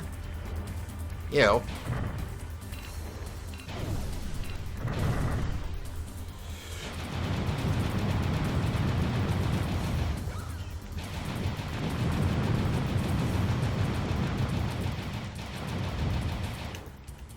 Nope.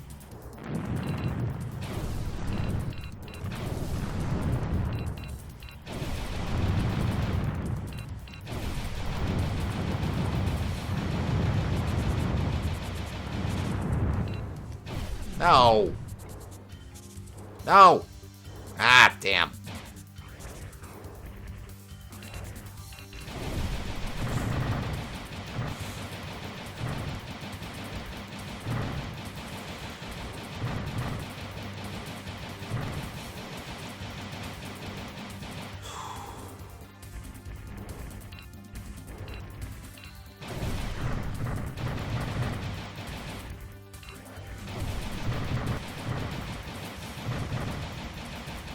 Man, what the heck? This feels way better than what I was doing before. Anything that you can do to save yourself some health for the boss.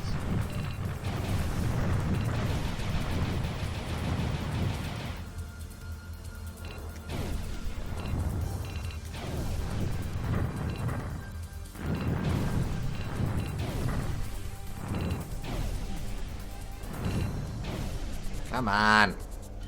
Ah, whiffed it. Oh well.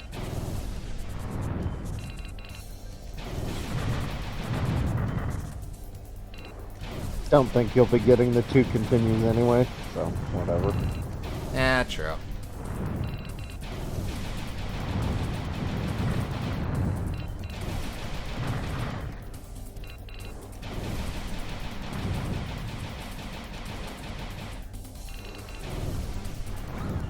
Yep.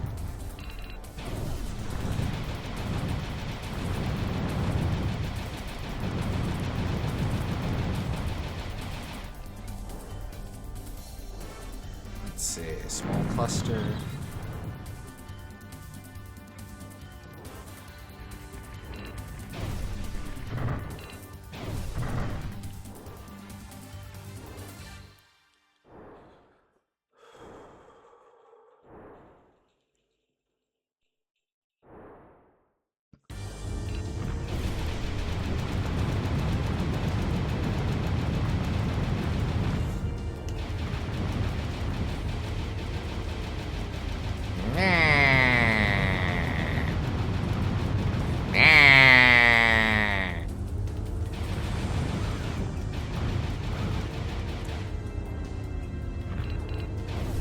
Waluigi has entered the chat.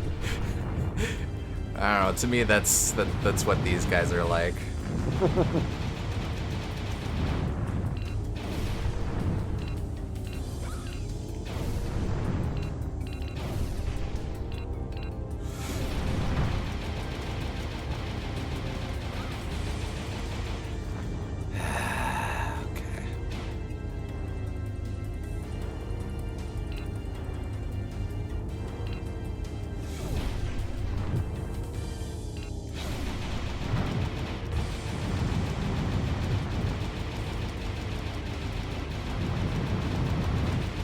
Uh-oh.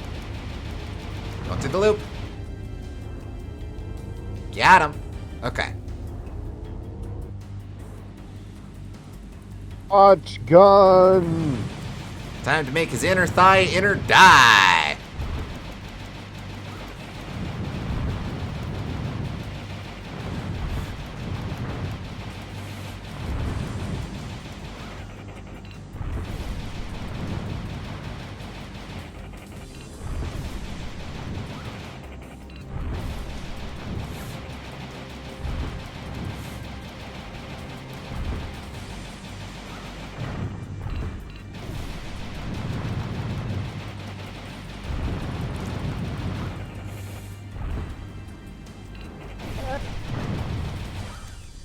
No! What? Why? Ah! Darn. This is frustrating. I am frustrated. I do not care Double for this kill. development.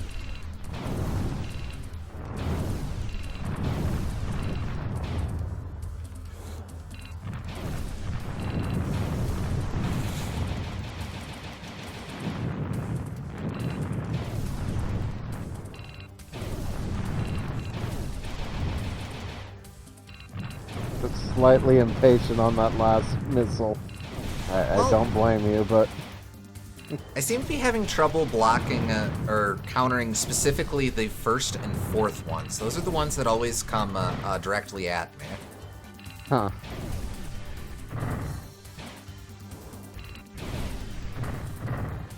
It might be that I do need to go ham, though, on the crotch, since the homing lasers take so long. Yeah. That probably would help. Hey, hey, hey, hey!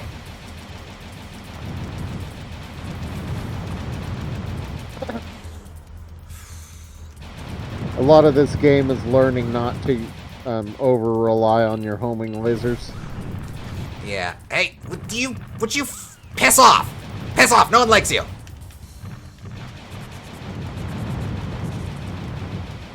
Ah, diggity damn!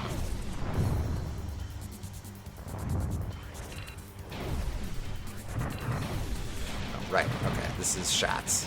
Shots! Woo!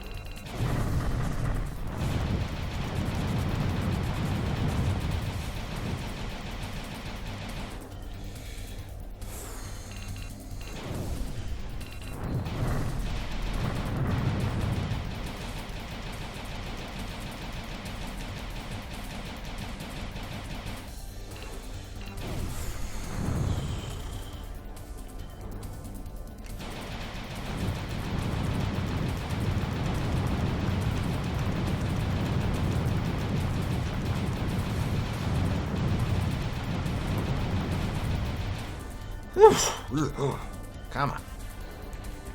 One more.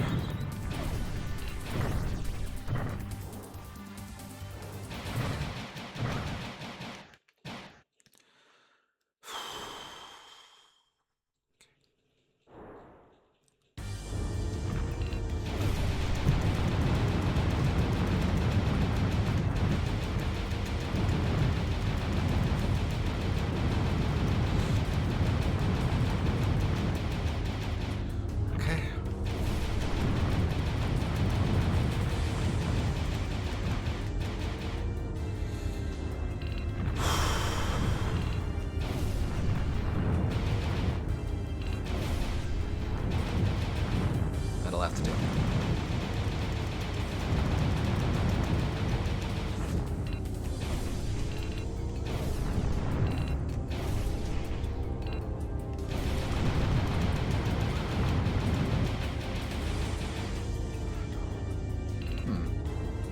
Okay. Well, it's something.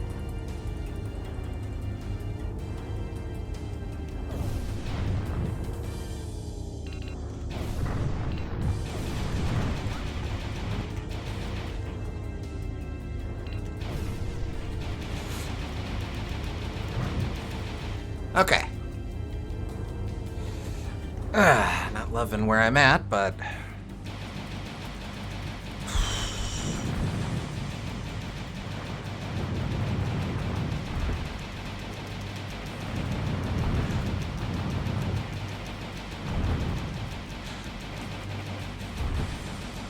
It does seem faster, and you can shift to attacking the projectiles a lot easier that way. Yes, indeed.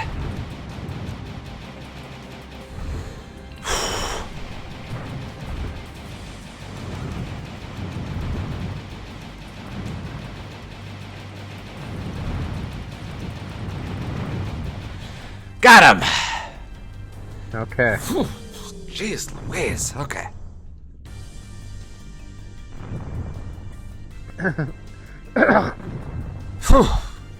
Alright, hopefully this is the run. You do have a good stockpile of extra continues. Yeah. Now, episode 6 did take one from me last time. Hopefully it won't do that again. There is no boss, so that's small condolences, I guess. Correct. I do still need to figure out the trick for the final boss, though. But alright, we'll worry about that in a bit.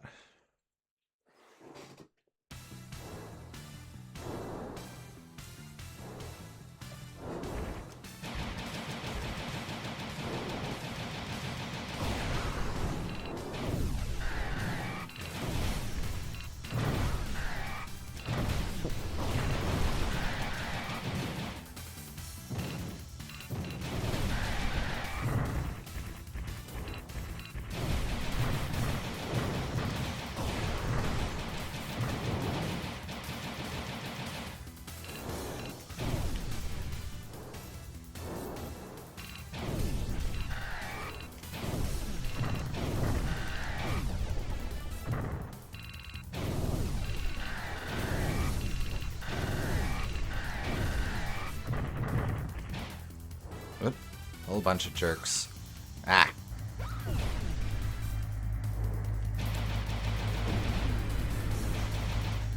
Nope. Nope, why?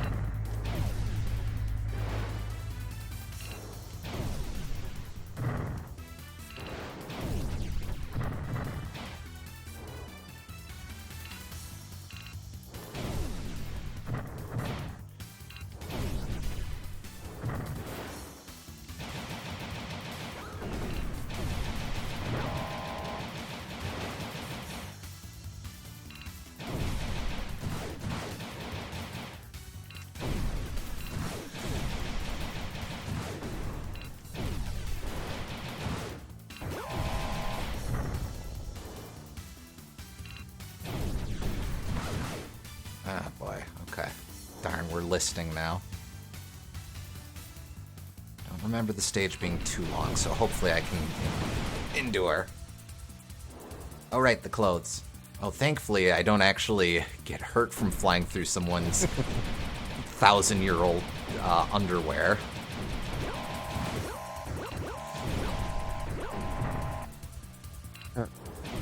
Are these ancient ruins? Well, that was that was what I figured anyway. It's some nature of devastated city. Yeah, I wasn't thinking ancient ruins. I was thinking like recently flooded city. Ah. Could be. Alright.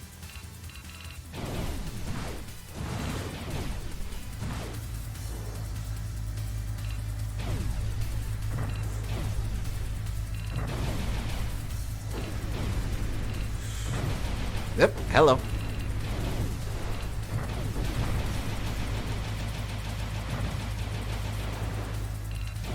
Yep, that's it. All good.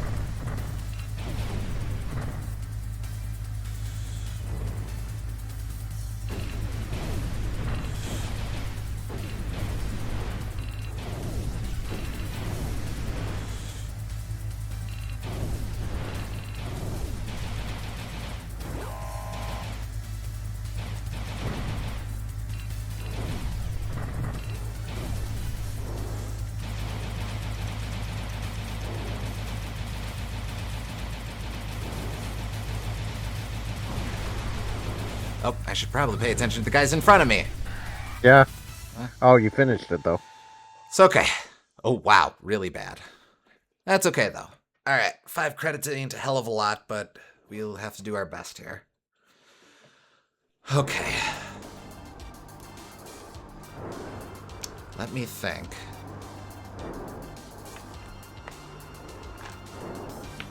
There's our guy. Kyle.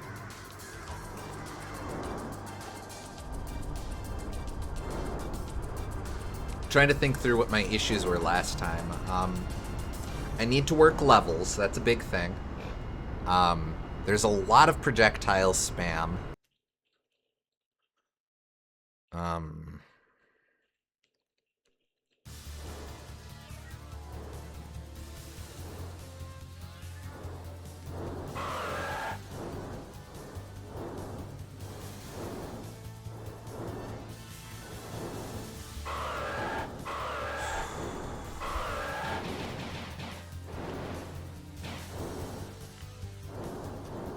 Oh, use this as a good chance to get acquainted, because you probably won't get it this time.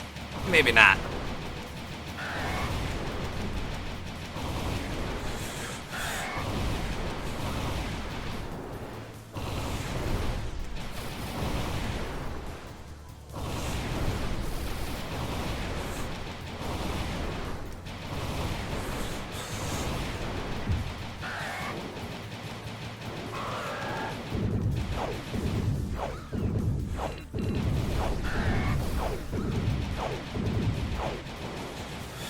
Okay. Then reverse.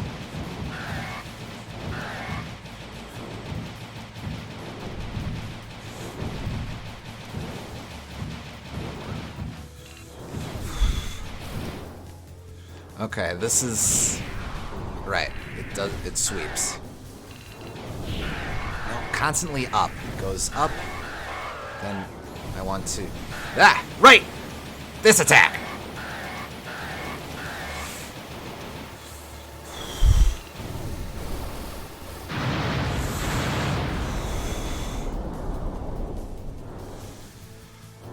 You gotta get into the corner and then do a circle to avoid that one.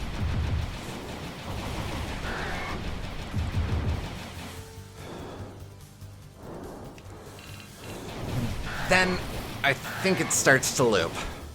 Yeah, okay, that's the loop.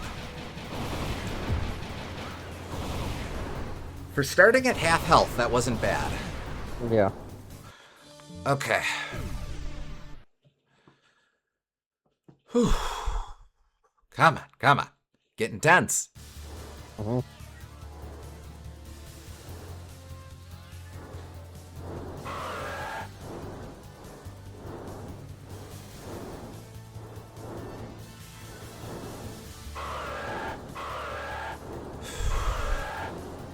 Alright, I just stay here.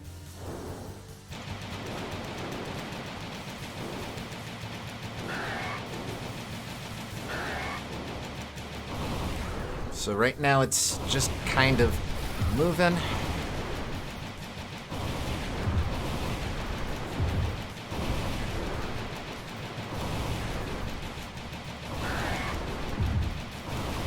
Ah, damn. Movements are a little hard to predict. Yeah.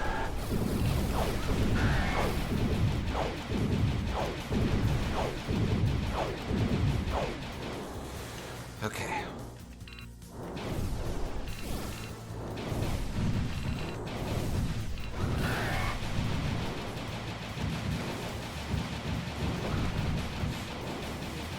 Alright, this is when it does the, oh fuck, nope, working levels. Up.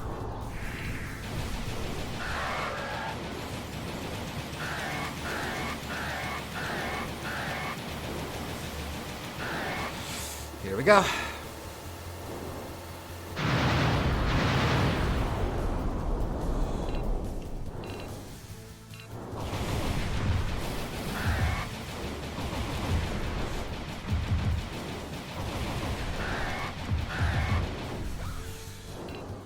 I have to be mindful because hitting those hitting those options is what's creating those green energy bursts. Right, yeah.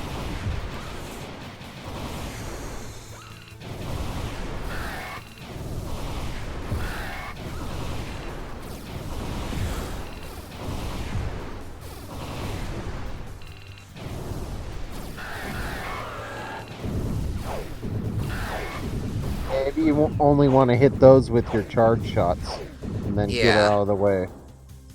Because if you try to hit them with your normal shots, you'll be right in the way of them. Mm-hmm. I do think I do want to be mixing in the charge shots throughout. Uh-huh. Because when I hit a bunch of options with that, only one of them bursts, I think.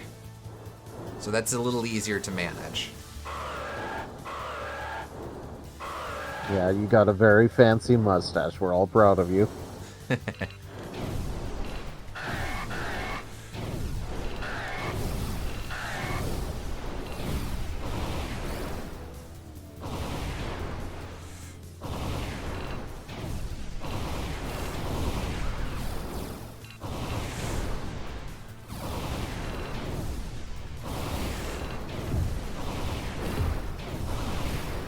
Yeah, I think that gives you a chance to be in a different spot.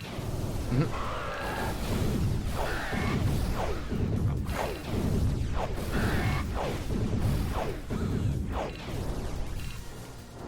You also shot down more of them, too. These, I think, are better off with the normal shots. Yeah, you might be right. Alright, here we go. Oh, no, working levels, right.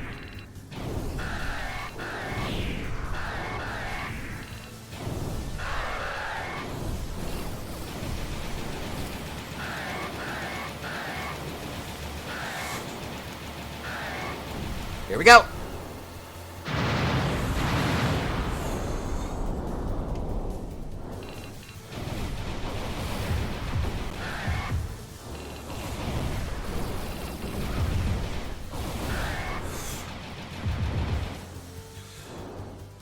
Okay.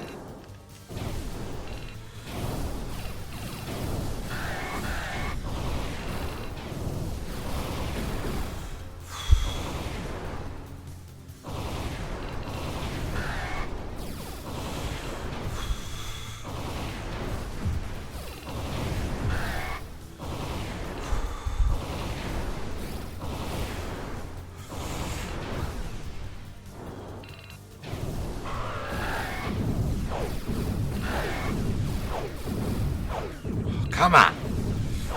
No, I went down twice. He has two in that set where he goes down twice. I think it's down, up, down, up, down, down, up.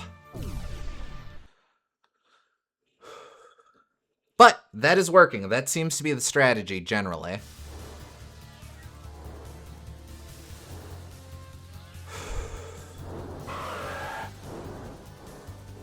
Actually, charge shot is very good here. Gives me something to do while I constantly move. Uh-huh.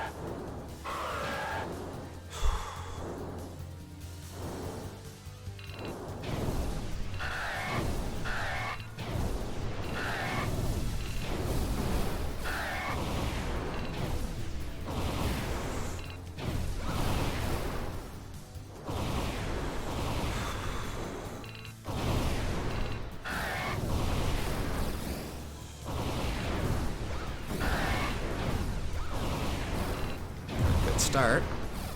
Ah! Fuck off! Alright, down, up, down, up, down, down, up. Aha! Not optimal, but... You're learning.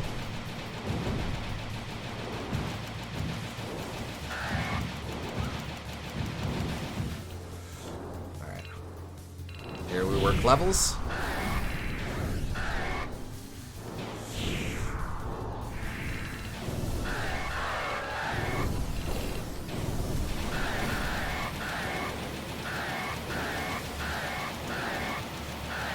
Longer. Here we go!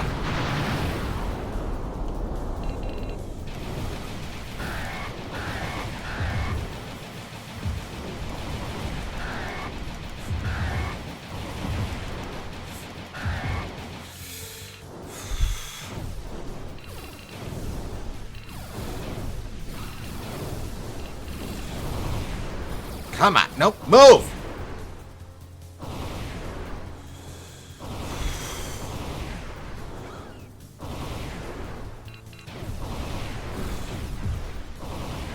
Nope.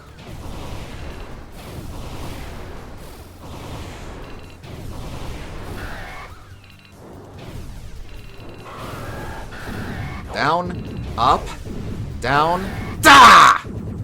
Ah. Man, very close both of those times. All right, 2 more shots. Let's go. You can do it.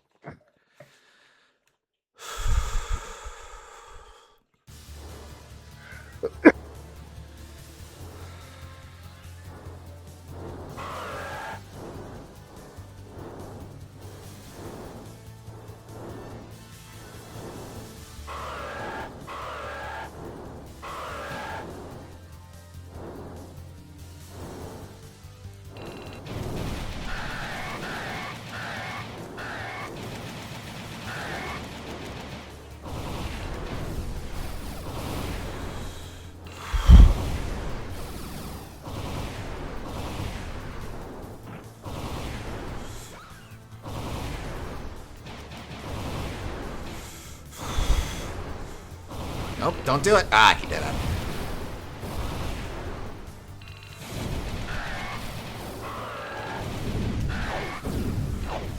Up.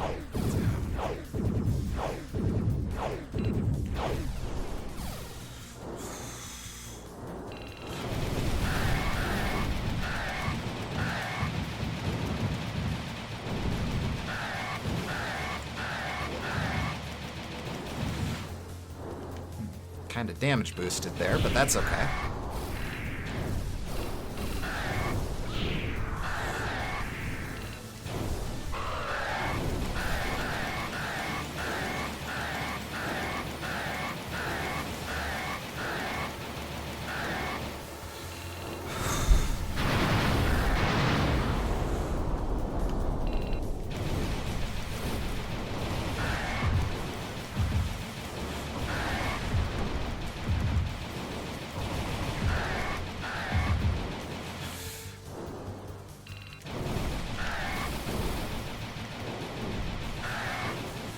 All right, come on.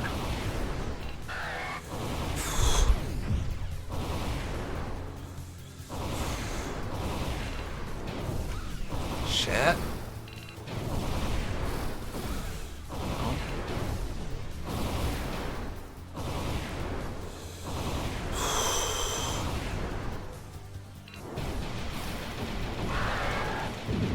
Ah, fuck!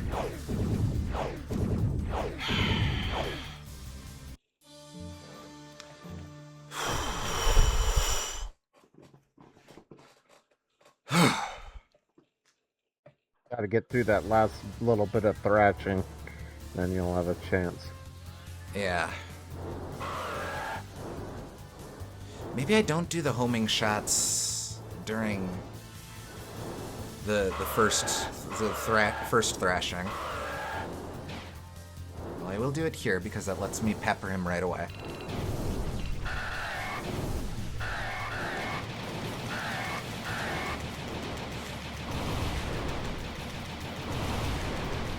Just focus on moving.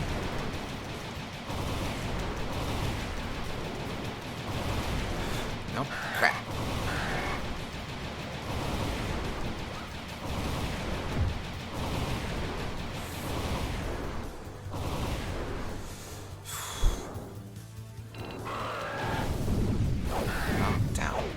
Up, down. Up, up, down.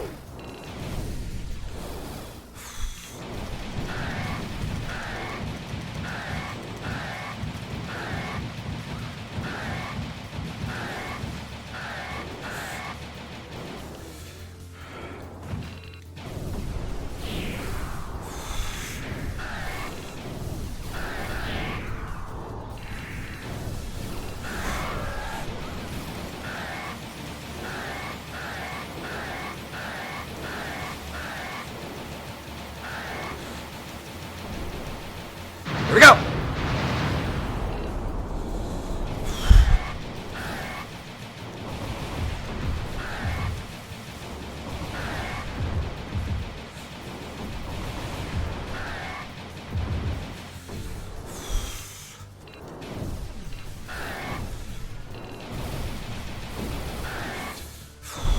Crap. Okay. Well.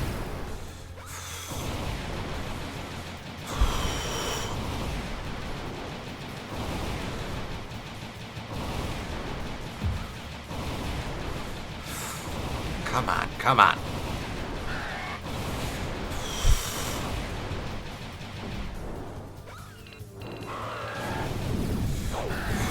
No!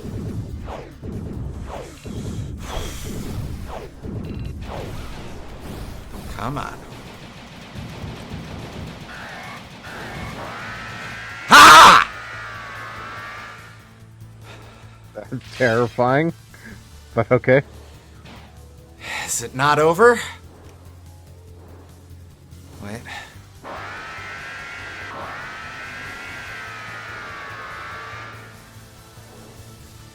Oh no, I got him.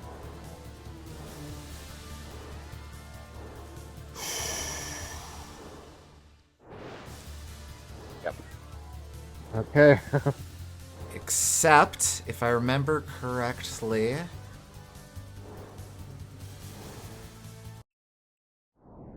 Oh no, okay.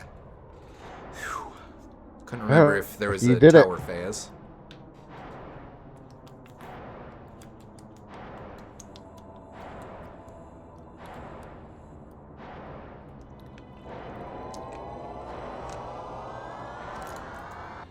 I guess the play is mostly just to not shoot those options.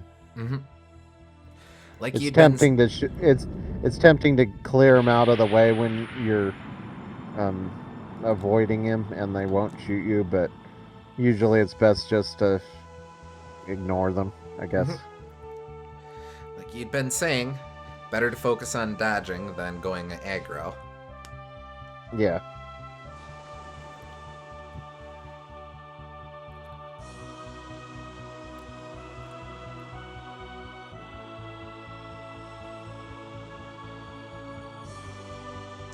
But there were 2 sets of footprints in the sand.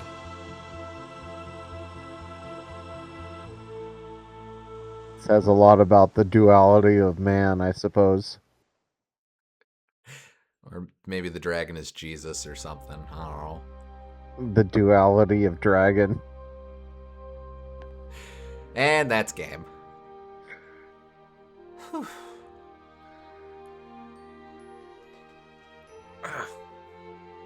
It is a good final boss fight, I'll give it that. Lots of unique attacks that everything feels distinct, but there's no real rest period in it. Yeah. Which I like.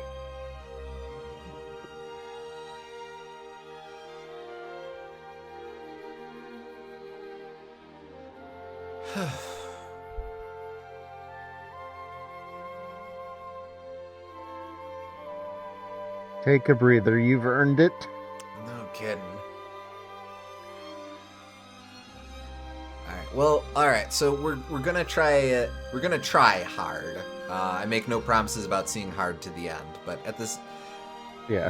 While we're here for now, this compared to the remake, how are you feeling? I think I like this much better than the remake. So much of it is just seeing the artistry in it, and not having that does really hurt it. Mm-hmm. A simple kind of thing.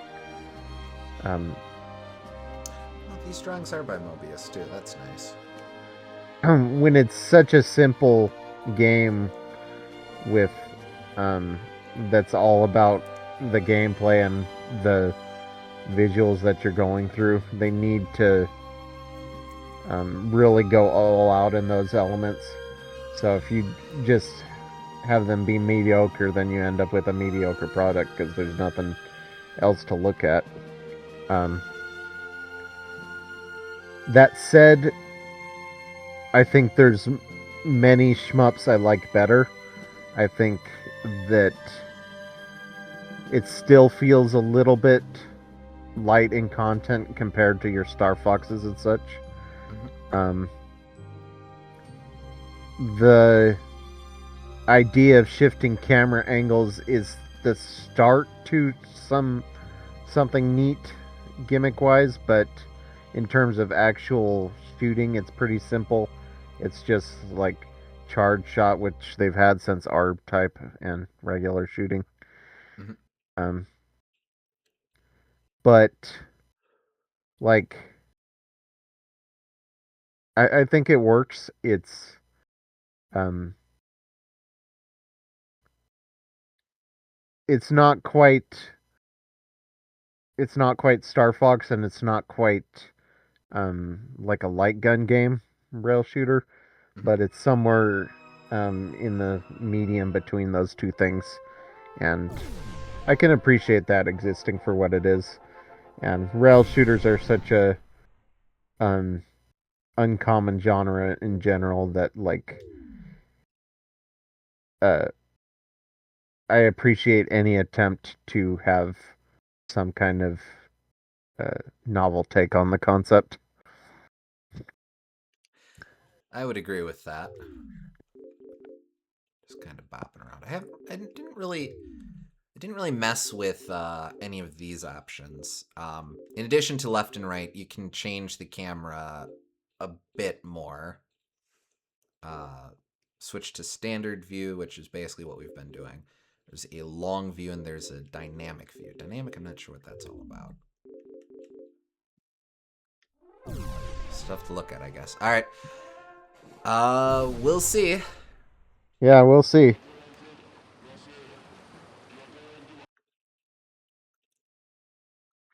Now we start with a no continues, so Oh, you can earn them at least. I think so, yeah.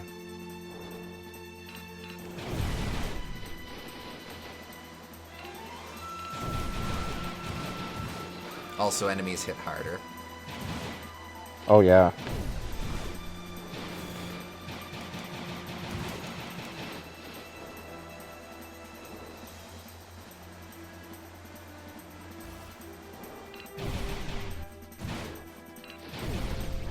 I don't think there's different enemy patterns. Well, those first guys were shooting additional shots, so that's Oh, okay. something.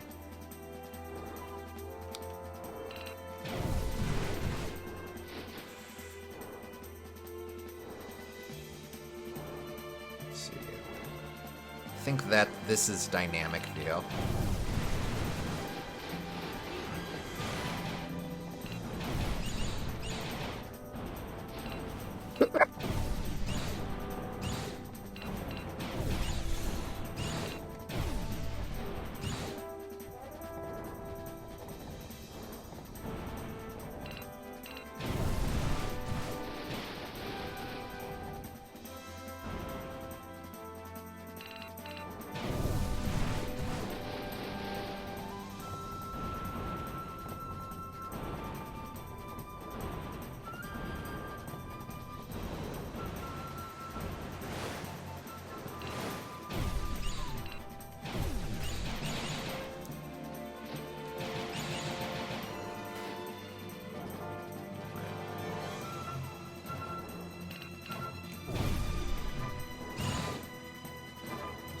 This will be standard. That's long.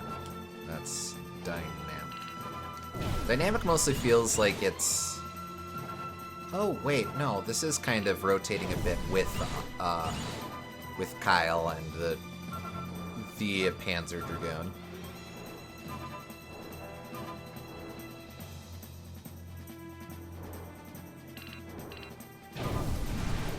I don't know that this is improving my play any, but it is interesting.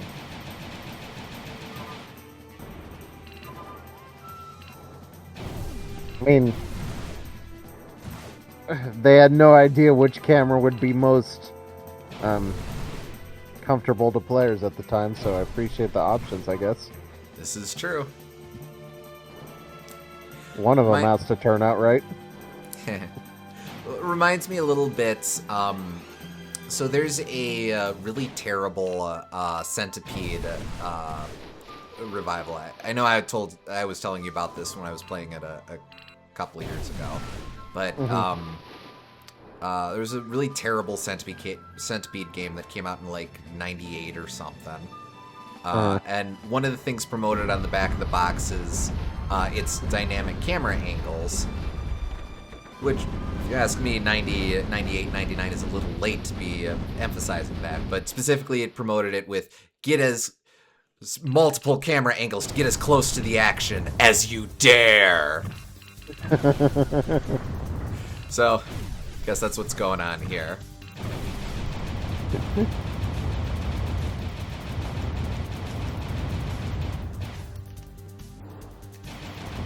Oh, there we go. So with the dynamic camera angle, we can see more of Kyle. Although we're still only moving the shots, not the actual dragon itself. It does kind of break the illusion when the shots aren't coming out of his gun, though. Oh yeah, huh? Oops. I don't think I would have noticed that.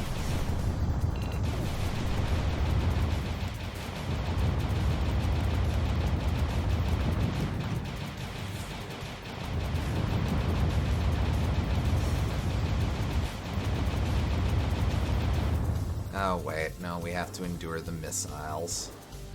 Look at me, I'm a missile. That's kind of better in some ways, because that means that you can have a better sense of when enemy shots are coming at you, because it's more zoomed out. That's true. Maybe we do dare to get closer to the, or in this case, further away from the action.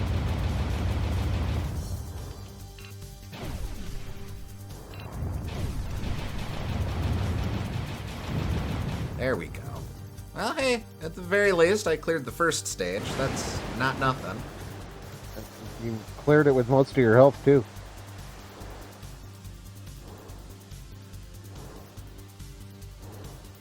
Alright, let's get some inkling as to this credit system. Hey! Oh, three! Perfect! So that answers that question. Yeah, I'm all about that. Episode 2.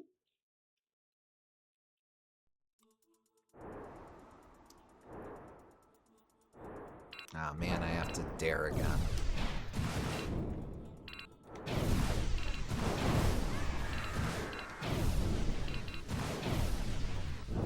Wait a sec.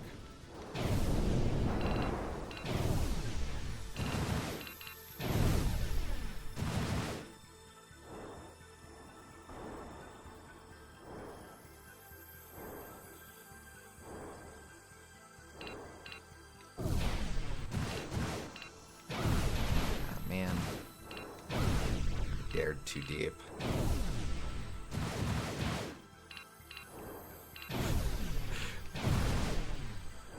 Maybe that's what's actually going on. Lakitu is an extremely brave individual for constantly daring to get close to the action.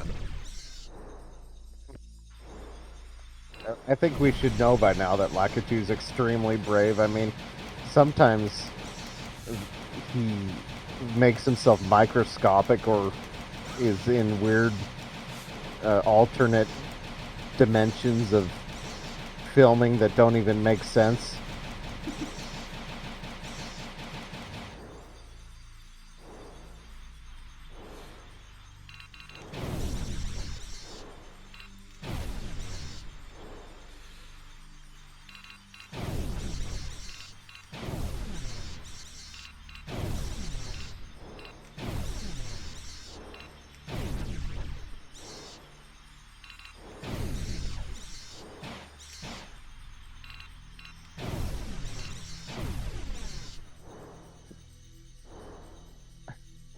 Like, let me tell you, when Lakitu had to film Spore and make himself microscopic to film all of those little creatures, that was not a pleasant experience.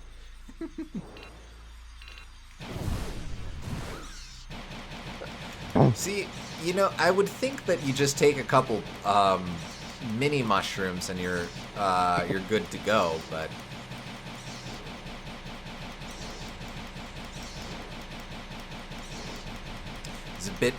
was it a bit more intense than that? Or like, do the effects of the mini shrooms not compound that way? Yeah, they're mini mushrooms, not micro mushrooms. Oh, yeah, that's fair.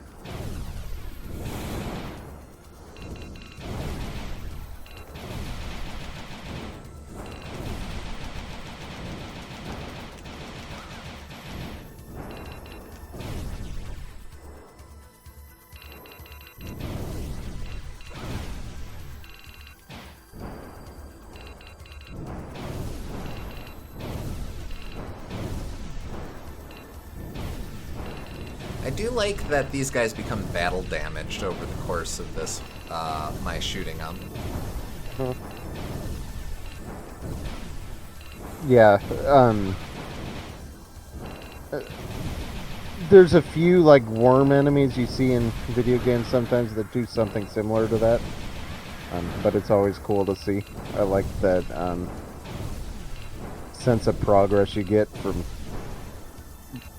defeating parts of their body all at once. Why worm enemies specifically for that? Because they're so long and you have to target each individual part of their body. Ah, damn, that's it. Yeah, I suppose.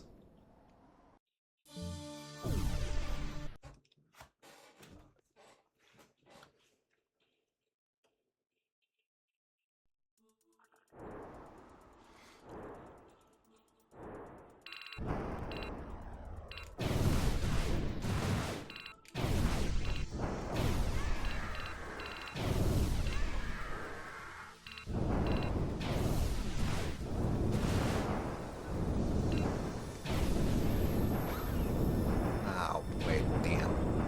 Got distracted by the dumb guys. Can't believe a bunch of stupid losers distracted me.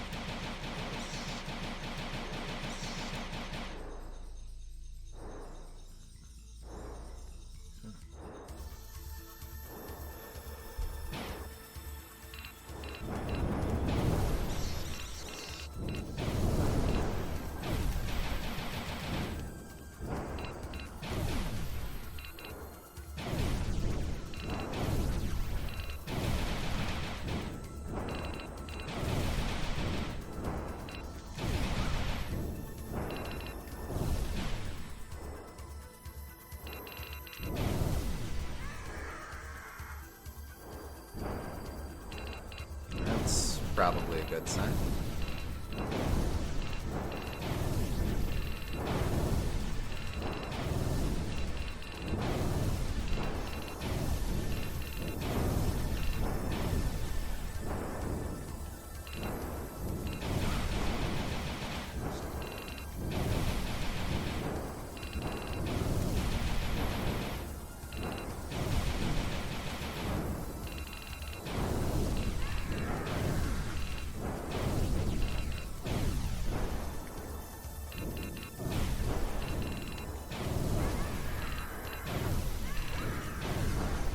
Oh, their carapace actually hurts too. Good to know.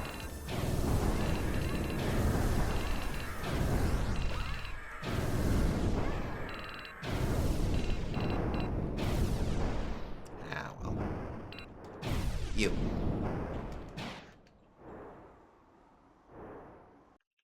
I feel a little bad about shooting that guy. He was just chilling.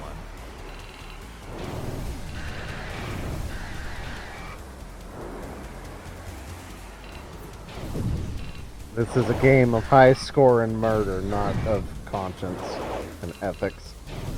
Do I feel like a hero yet?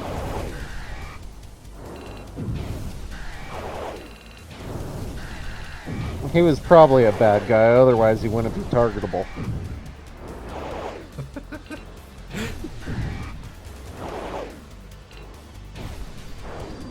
That's rather confronting to think about.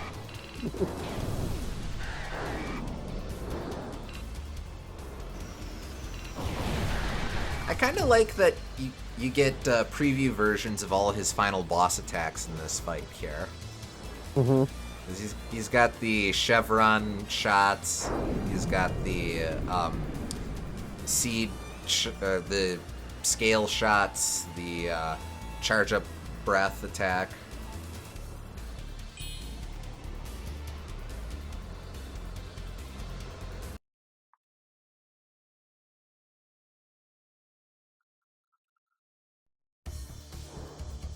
Yeah, I guess getting the MacGuffin at the end of the game just enhanced his abilities.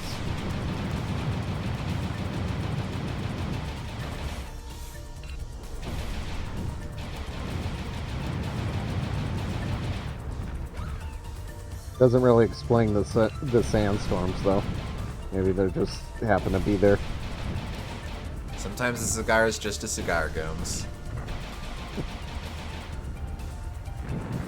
It's like how at the end of The Lion King everything catches on fire to be all dramatic like.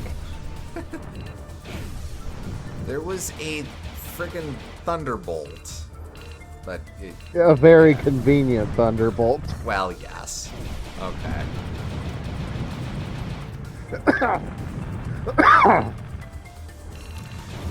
One thing I'm discovering in like doing my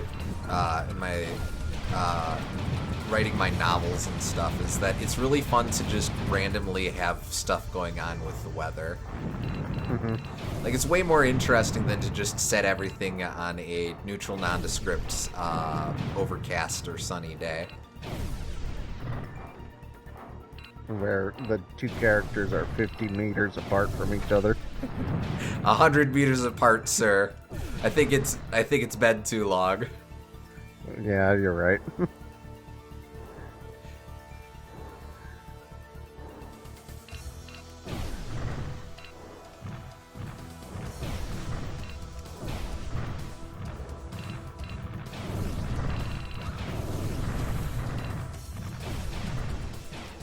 No, don't focus on them.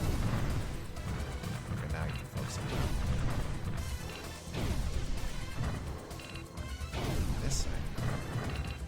To be fair, outside of fun anecdotes, I can think of few things more worth deleting to save space in my memory than how Mercs was played. The trick is to just find useful things to randomly do stuff with that. Yeah. Oh. Like the question of, does it count as traveling in basketball if you happen to have the ability to fly? I don't know when the hell that knowledge will ever come up, but I have that knowledge. I forgot what the answer was to that. To be honest, I forgot what the answer was to. I think we determined that you have to keep dribbling. That's the most important thing. Yeah, I don't know if it's specified as, like, you have to dribble, or if it's specified that you can't move while you're holding the ball. Because depending on the wording for that,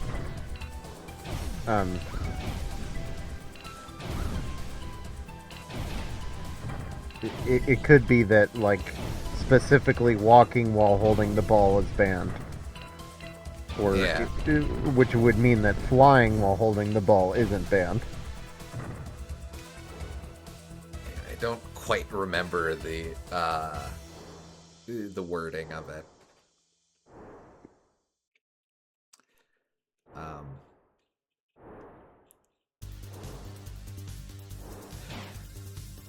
But no, like, sometimes it's just really fun to have a random rain shower in the middle of proceedings. That can turn dramatic, sure, but also it's just visually interesting to go, well, it happened to be a rainy day and the characters watched the rainstorm from out a window. Yeah. I think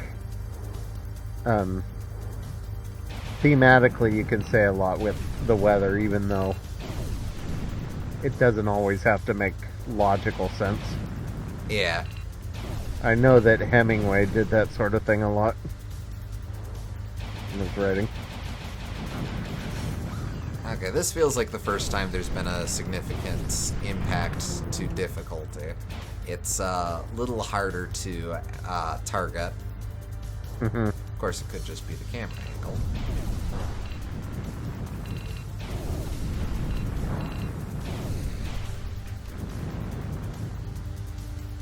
Or not.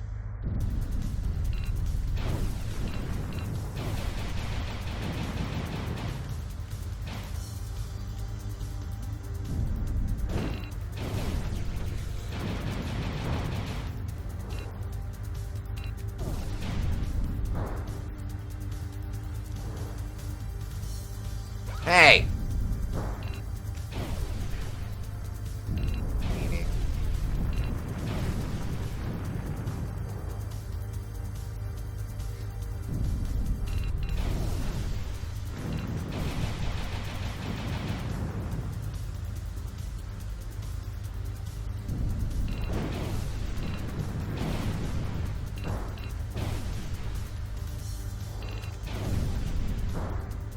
This robot, it's like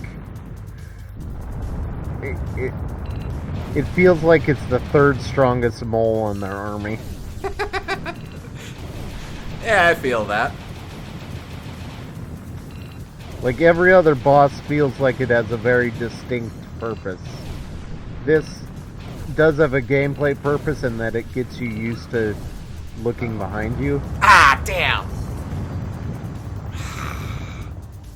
It gets you used to looking behind you, but narratively it's like, yeah, and we decided we were going to have a giant hopping bot.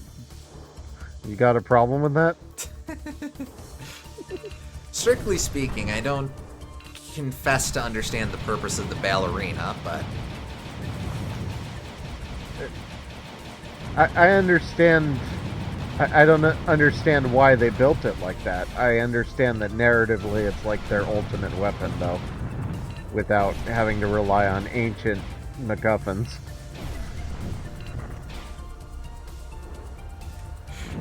The flagship of the Devil Armada, a boundy ballerina with a crotch gun. Kind of, yes. Like, I think we're supposed to take it seriously, and if we do, that is what they did.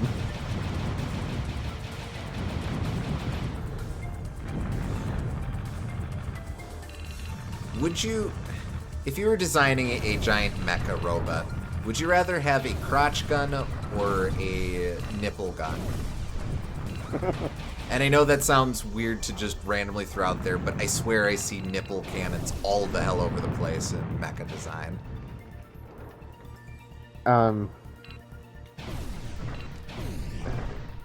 Do you mean aesthetically or practically? One then the other. Aesthetically, probably the crotch gun, just because that, if you pulled that out in the right situation, it could be extremely funny. Nipple guns, I think, are a little bit more like, you're not doing anything with your chest anyway, might as well stick some homing missiles or something there. But practically, the nipple guns make a lot more sense because, like I said, there's you're not using that space for anything else, and also you get two of them instead of one marginally larger one. Yeah, that's true.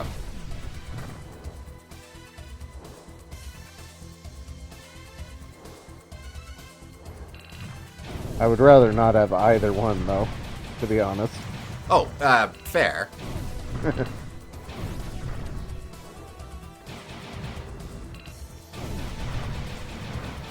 I guess the secret third option would be, like, Astro Boy's butt-mounted cannon, but, like... Yeah. I still don't know how to feel about that. Me neither.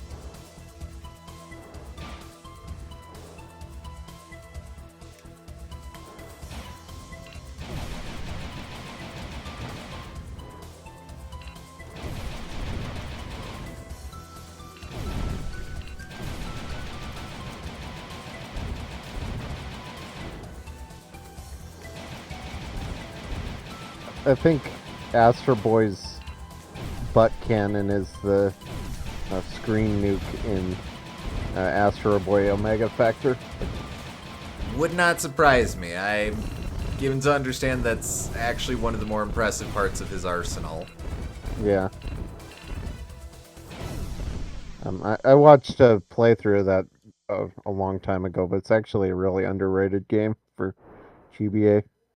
Who developed that? I seem to Treasure. remember...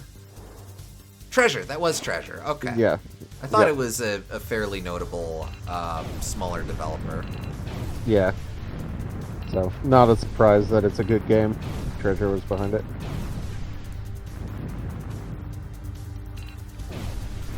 What is your favorite Treasure game? Gunstar Heroes. Yeah, I can respect that. Yep. I guess probably the same for me. What Mhm. else would be competing with it for me? Warrior World's fun, but but not really in the same class. Yeah. Sin and Punishment 1 and 2 are both really are both good for what they are. Especially 2's very weird experimentation is a lot of fun. But again, not quite in the same class. Yeah. I need to play more of, like, Dynamite Heady and Radiant Silvergun and some of the other stuff they did, because I liked what I played, but I didn't play that much of either. Alien Soldier, I hear, is really good. Mischief Makers, I want to try. Mischief Makers is a decent candidate for NSL. Maybe one of these days. Yeah. Ikaruga, I really need to get to as well. I was just trying to remember if Ikaruga was them. Yeah, okay. Yeah. I know Pierre really, really, really likes that. Yeah.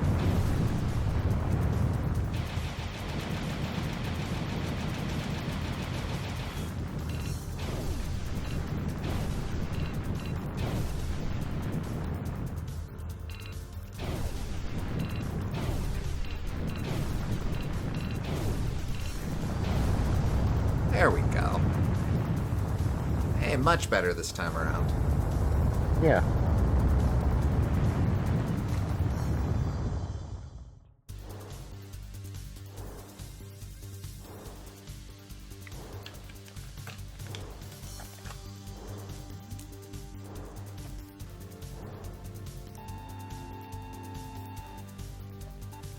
Yeah, an NSO double bill of Mischief Makers and Rocket Robot on Wheels would be kind of the dream for me at this point.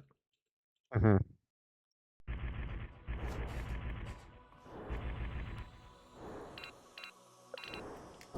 They do feel like some of the most conspicuous absences. And not gonna lie, I never would have expected Rayman to get on there, so Yeah. I'm glad they're willing to look a little further into the weird third-party support that the N64 had. There wasn't a lot of third-party support, but you run into a cool game once in a while. It's really, and yeah, it's really starting to feel like a lot of studios and rights holders are willing to sit down and cut a deal with Nintendo, which makes me happy. I never did figure out the trick to this room.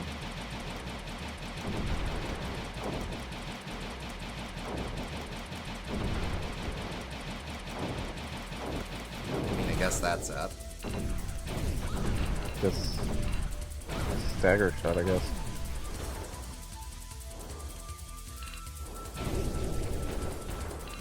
What I'm really excited to see, though, is what we get next for third-party support for GameCube. Like, I feel there's a lot of really interesting directions that can take.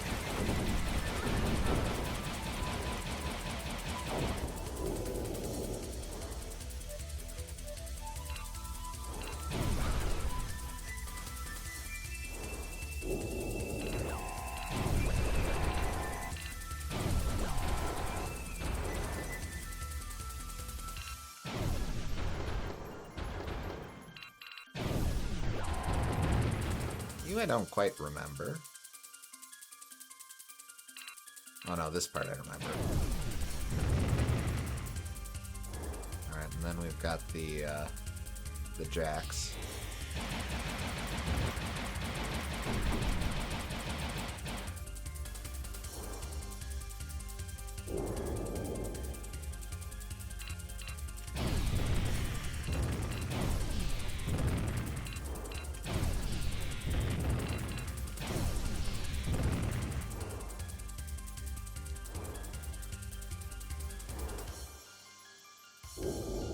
Listing, but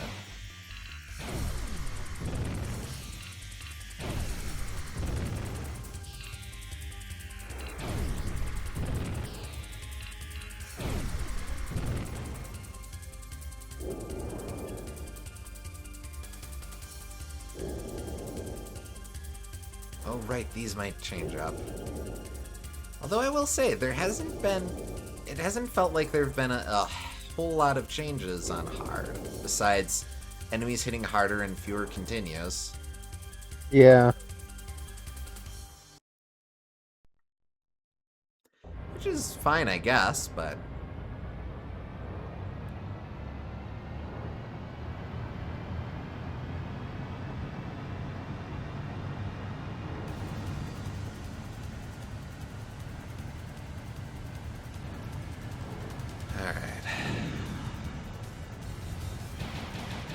It does feel like, at least,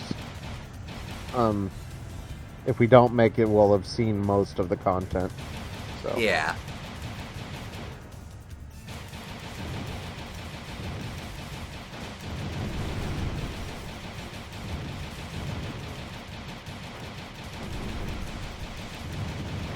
The one thing, and I know I told you this, but I can't remember if we mentioned it on stream, there is a slightly different ending or there's supposed to be a slightly different ending for clearing it on hard.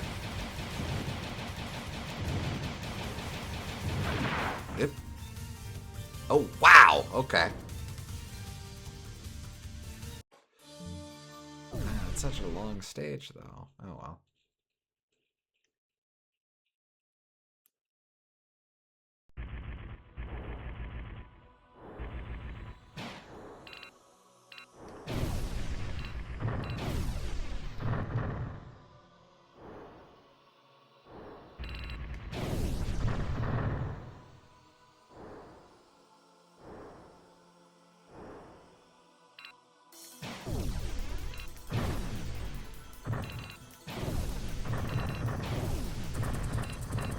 Like, I think there are a couple more enemies here and there, but for the most part, it's mostly the same enemy patterns and such. And, like, I guess that's fine. You probably don't want too much variance. I don't know.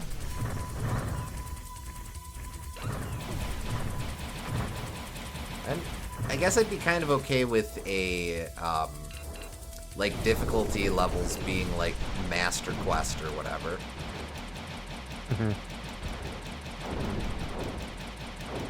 So, like, these are corpses that we're floating over, right? Yeah. Friggin' Doom-ass bodies. Yeah, I was specifically thinking Doom or like Duke Nukem. Corpses left over.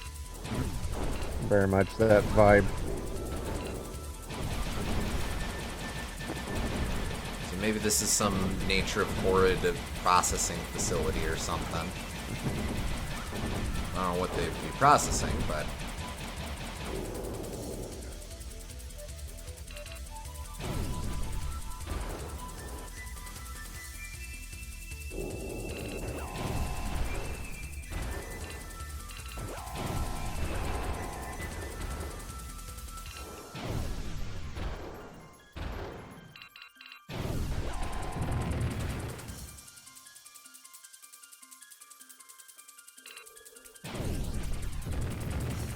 Hello.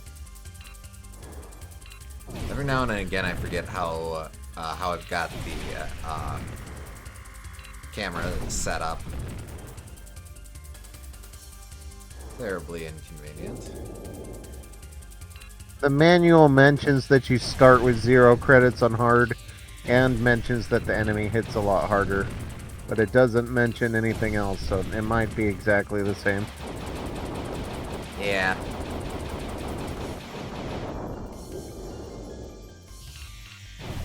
Fair enough.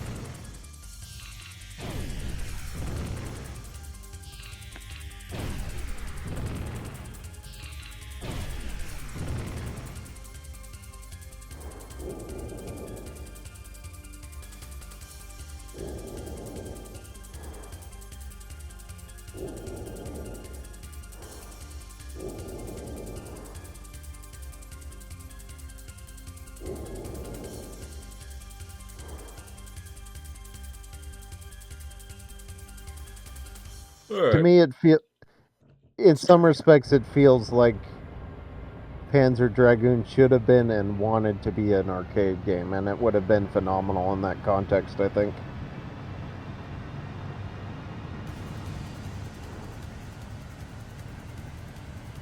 Well, that's kind of an interesting question. Part of what made it so revolutionary was that or what made it stand out so much. Oh, dick. What made it so beloved was the fact that it was like we talked about last time, a wholly original 3D experience for the SEGA Saturn. Right. But it is very arcadey in terms of design philosophy and such. Uh-huh. Like, I understand arcades were dying, but it just feels so designed for the arcade. I could imagine, like, coming back to this over and over and over again to try to get farther into the game.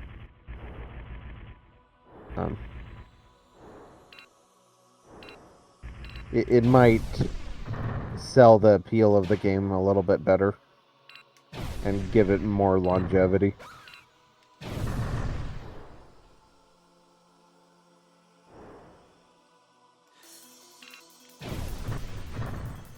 I think this would have been mid '90s, so I don't know that arcades were dying quite yet, but I They get were what you're saying. they're at least getting less common, and when you did have them, they were shifting over to like fighting games more often. And even in the mid '90s, there was the Neo Geo, which meant that they developed the Neo Geo to be more of a budget way to have an arcade, because you could have all of the different games on one system instead of buying multiple cabinets. But still having that arcade experience. So that would put companies like Sega, who made their own consoles, in a bit of an awkward situation where they don't want to support a competitor, but also they don't want to support a competitor on the console side, and they couldn't make a arcade cabinet either, because then they would have to be directly competing with the more practical Neo Geo.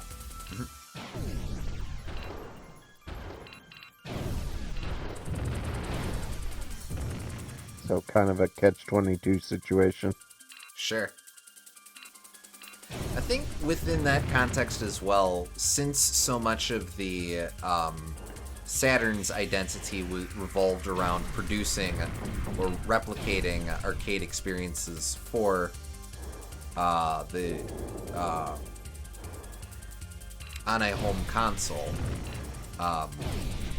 this really would have marked the turning points and to a lot of that sort of stuff. So I guess in a way it's interesting to have this game that is very arcadey on a platform that is literally powered by an arcade motherboard, or a modified arcade motherboard, I guess. To have it be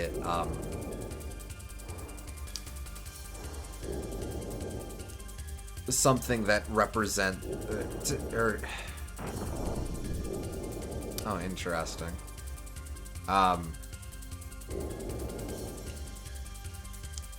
am I trying to say? It's interesting having this console that is a modified arcade experience for home, with it one of its first wholly unique experiences in this whole new realm be a very arcadey thing, or something that could have worked in the arcade if the team, or if Sega had wanted to prioritize that type of thing. Yep.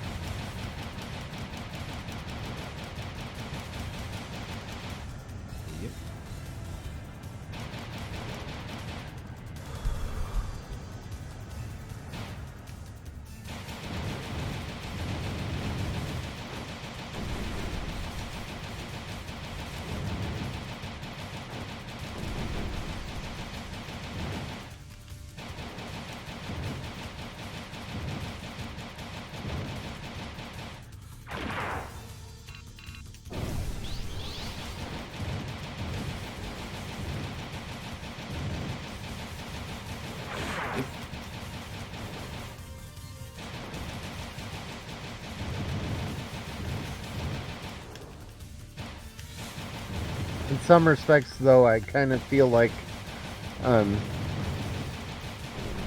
Saturn is a swan song to arcades being seen as the pinnacle of gaming.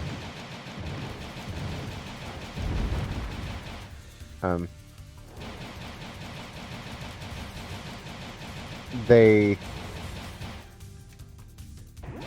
stopped being able to do things that couldn't be done on consoles. So when you were specifically emulating the arcade, it almost felt like you were behind the times.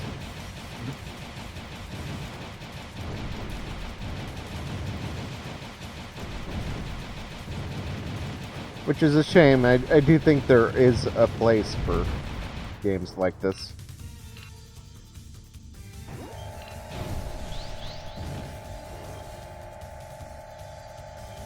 I know shmups lasted quite a bit longer as well. Like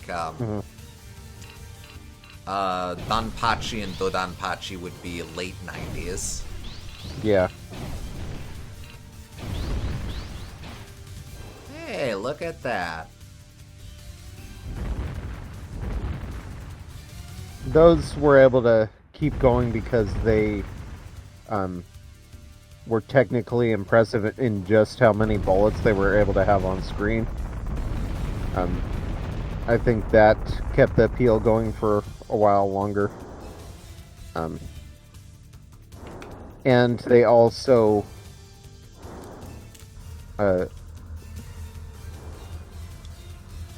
weirdly, since there were so many bullets on screen, they're actually more forgiving in some ways than previous shmups, because the difficulty becomes in understanding everything that's on screen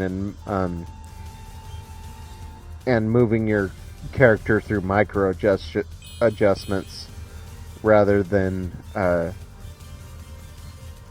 very fast bullets coming at you and you having to dodge with twitch reflexes, which is how shmups did difficulty before that.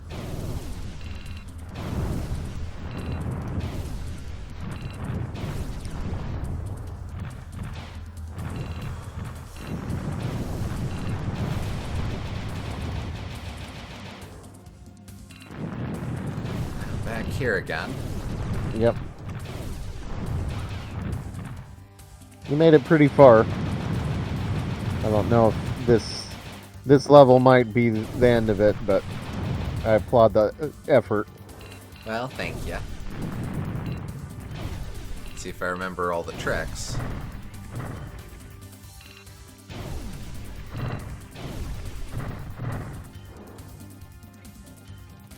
then it's... you're right, sides.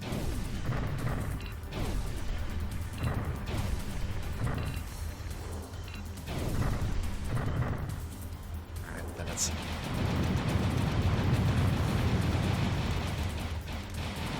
Oh, that's interesting. Hey, I figured out something new. Nice. I can shoot a lot faster by alternating the shoot buttons. Oh.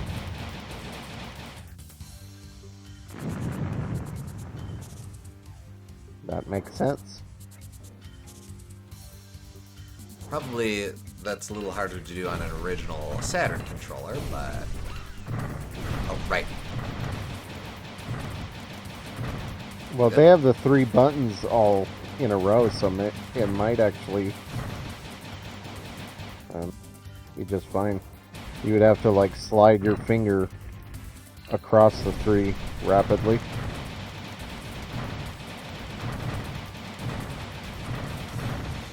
It is a bit of a different experience, though, because I am rocking the controller back and forth a bit more. Mm-hmm.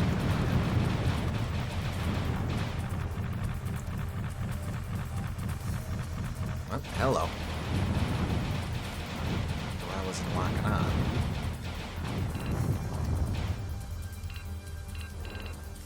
Whatever.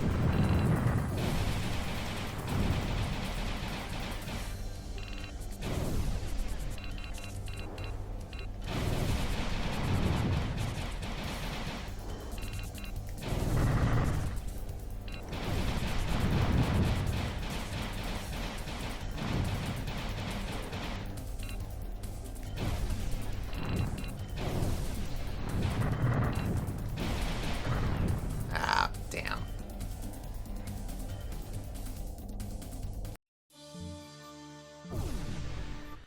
Alright, that's okay. You can give it hell.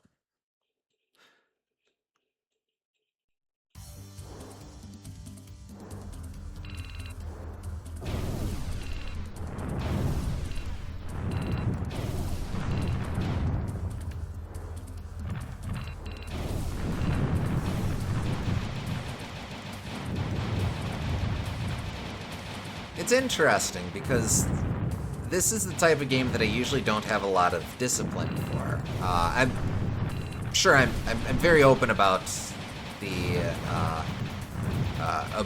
fact that I don't really play games for mastery most of the time, just to experience stuff. So it's interesting the iterative process that we've kind of been going through here of playing this a bunch and slowly memorizing these levels a bit. It's interesting. I'm not. I don't dislike this. Yeah.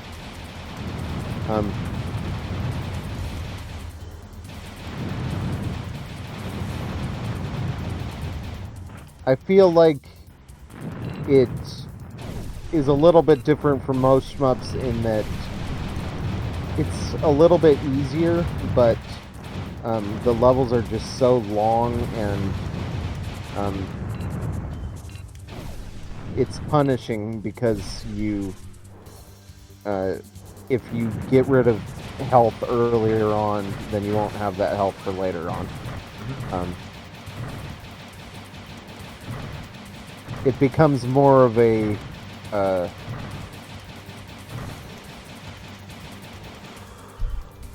like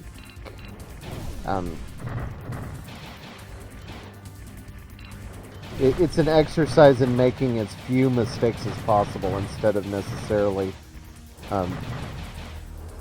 doing the mechanically hardest thing, I guess.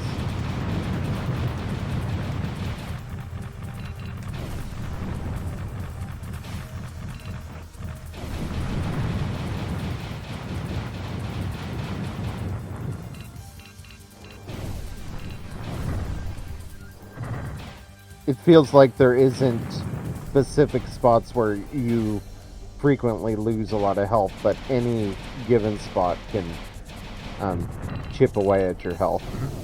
So you always have to be on your toes.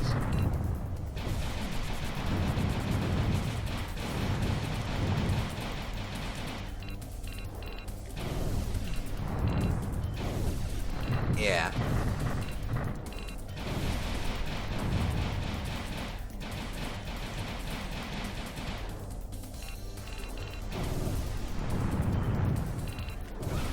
Ah, man.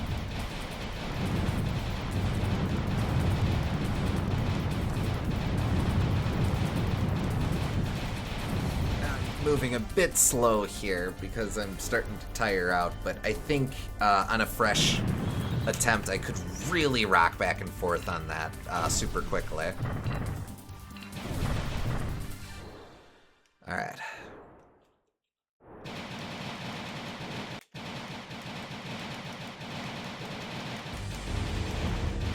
I was a little off.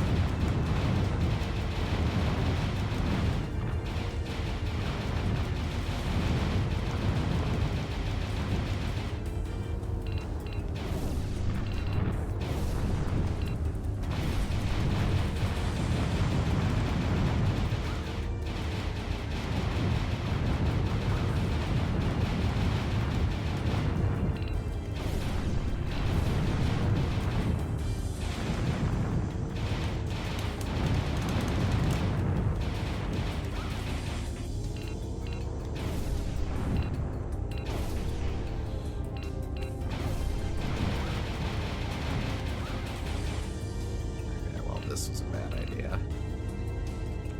You have to keep dodging. Yeah, I guess.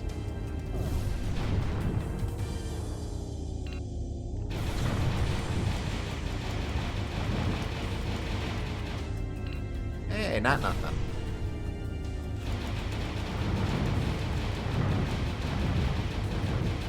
Ah, damn. Okay, got the full loop.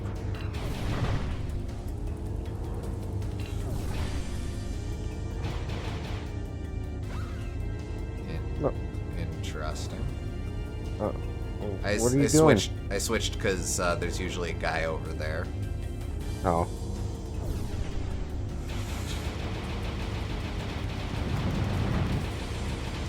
Haha.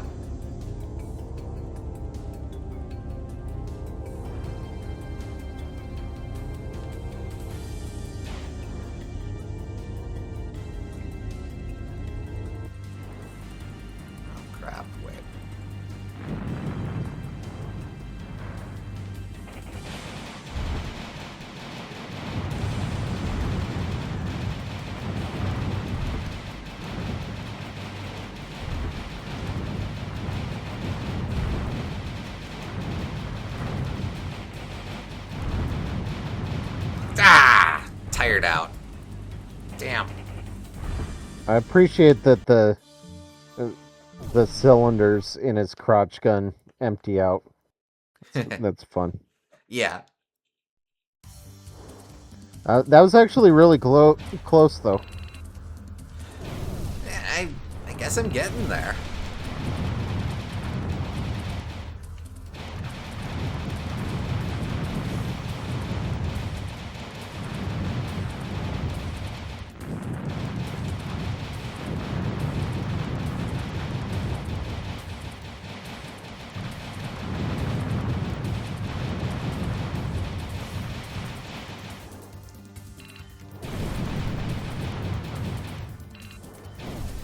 Feel free to rest your hands for a second if you need to. Will in a little bit here, I think.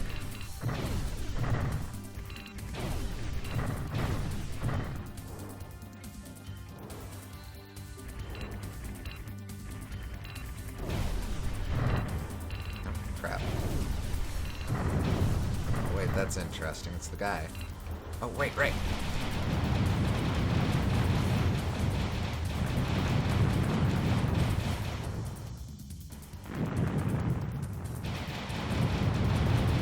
It was almost bad.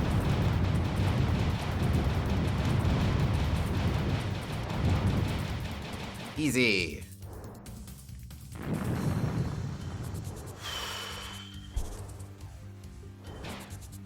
Right, this is...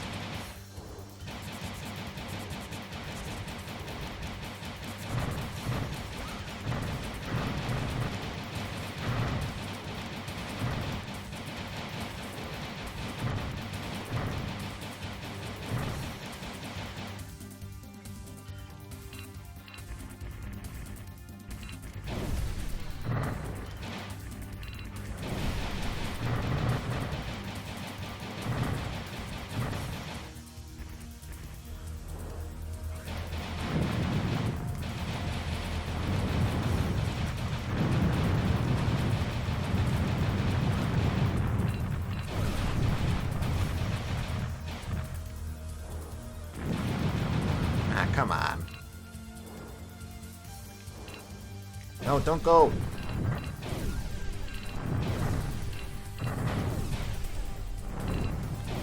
Ah, dick.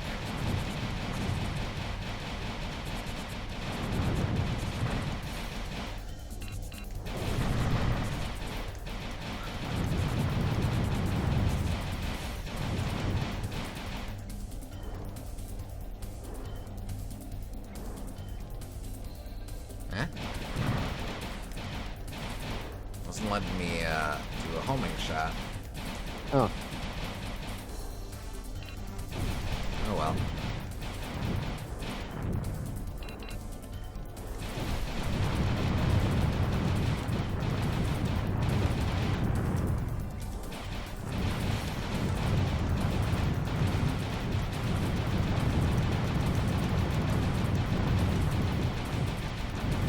No, don't go away! Ah, poop.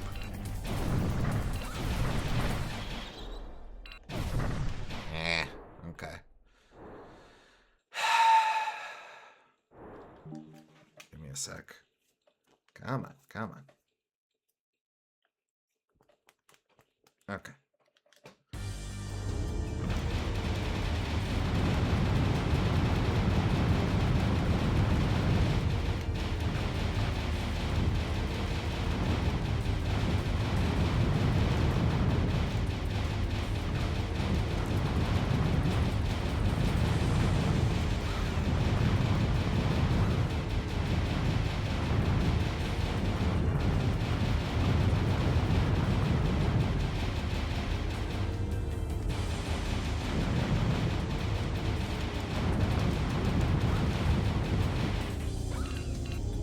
Genuinely, this phase goes by quicker with the homing shots.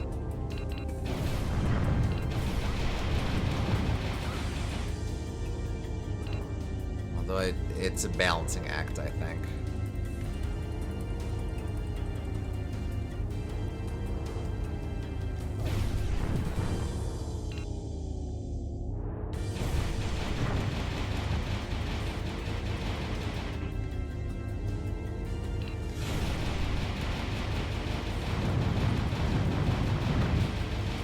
Hey, nice. Oh, not nice. This guy gonna show up? He is.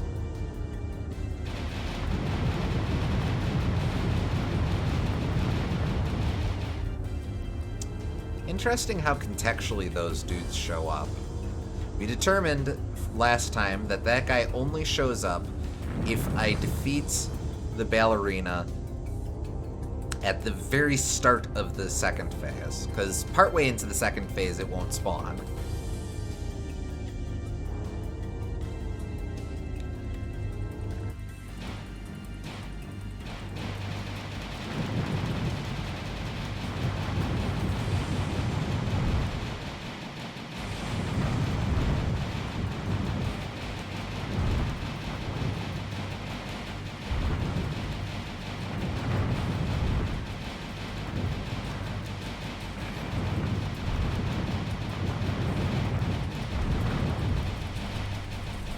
Don't do it! Don't do it! Don't do it! Well, he did it, but I didn't die, so that's something.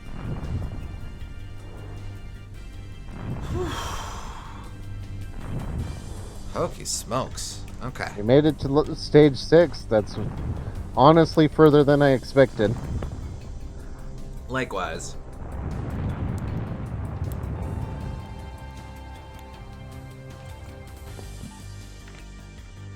Alright, well, 2 credits. Let's see how we do. I appreciate that they bothered to update credit to credits when you got plural. None of that credit parenthetical S nonsense. Yeah, one thing it adds over Mario Party, I suppose.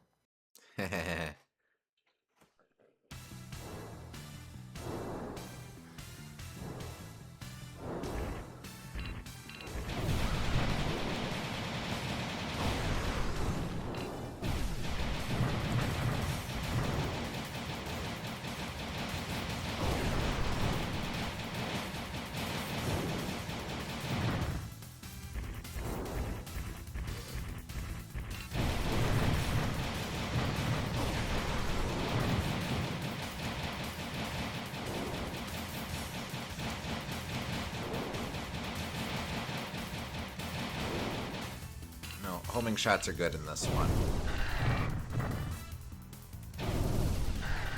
Just again, the Dark Dragon is chaff.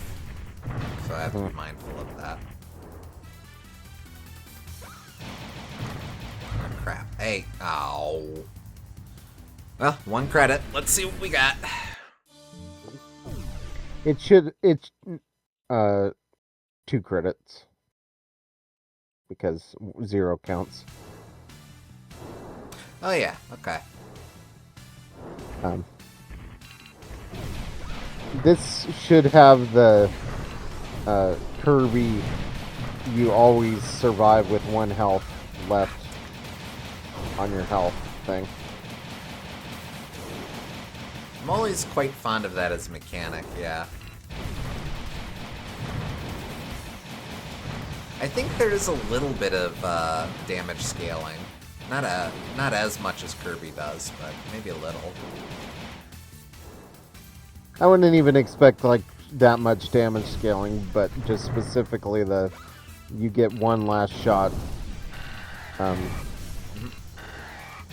to survive on 1 HP. I think pretty much every action game could benefit from that.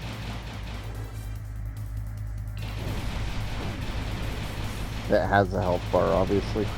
Yeah.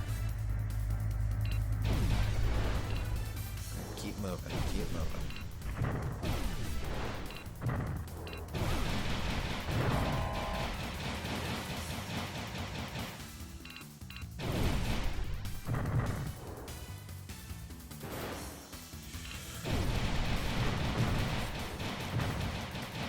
Overshot.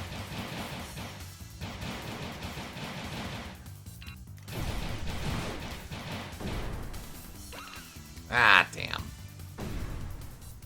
Okay, last try. Alright, let's see what we got.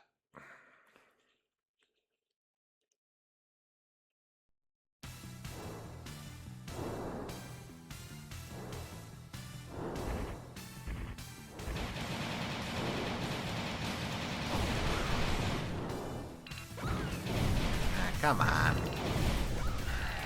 Bad run.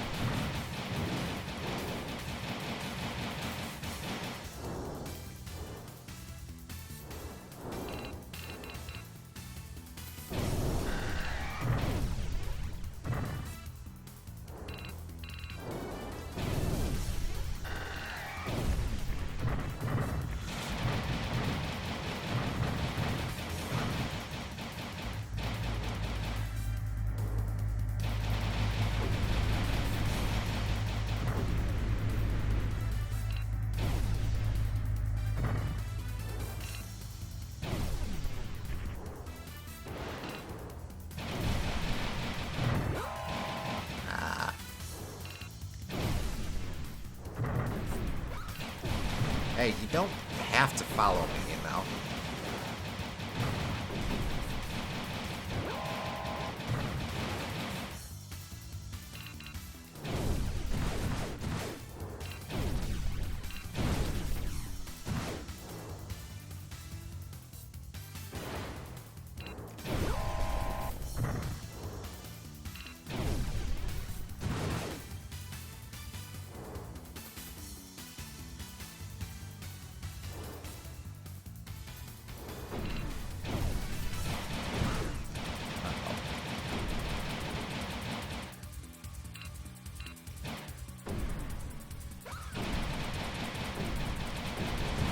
One hit left. Yep. Nope. Now one hit Oh. left. And there it is. Oh, okay. Ah, too bad. Interesting. He That's doesn't actually crash. He just kind of spirals in midair. Yep. Yeah, I think that's probably where we'll call it. Yeah, I'm fine with that. If you are curious, I'm sure someone has uploaded the the hard ending on YouTube, but of course, watch it's like mostly the same, except there's like an additional image of Kyle looking at the starry night with the dragon and the stars or something. yeah, and Mobius it is says, cooler than that. and then it says, um, maybe I was the Panzer Dragoon too.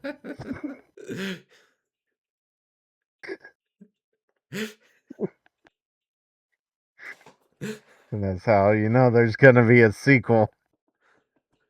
Or maybe I was the Panzer Dragoon's why. There you go. Doesn't quite work as well. I was just gonna say. But all right. Do we have any other thoughts here? I kind of think we covered everything, but Yeah, I think we covered most things. I definitely appreciate this game a lot more. It still kind of feels like um it would have been in a lot of ways outdated even at the time, but it was trying its best to carve out a niche into this weird little pocket of gaming that they wanted to hold on to, and I can respect that. And I think that um, it does set itself apart in that way. It feels very much like a Sega game in how arcadey and how they build most of their games like this. Focusing on mastery and understanding the levels that are put out to you without a lot of actual content in there. But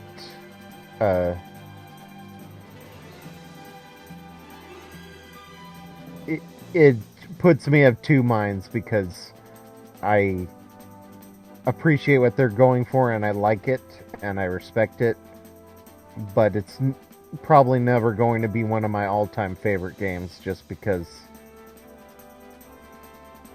yeah, even if I like what they're going for, I don't feel like they're going for enough. It does sit in the interesting position, though, of I think one of the sequels I could be really into. Yeah, Um, I did kind of come this does feel very much like a first game. a bit, yeah. I did kind of come around to this over the course of this playthrough, certainly more so than the remake, but Hmm. um, Yeah, I definitely like the game now, as opposed to before, where I was aggressively uh, unenthused by it. yeah. Um,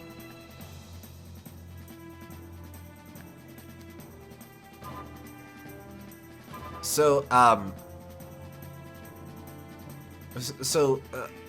this is the only game in the series we will be playing for this series playthrough. But for the record, Panzer Dragoon actually had 3 entries on the Saturn. There's this, there's Zwei, there's Saga.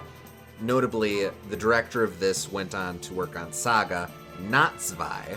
Um, that was Oh, a that's different surprising. director on in Team Andromeda.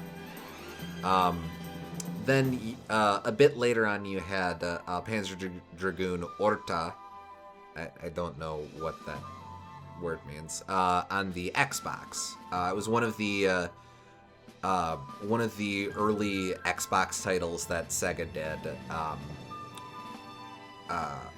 A bit alongside stuff like Jet Set Radio Future, that era of Sega doing a bunch of stuff for Xbox right out the gate.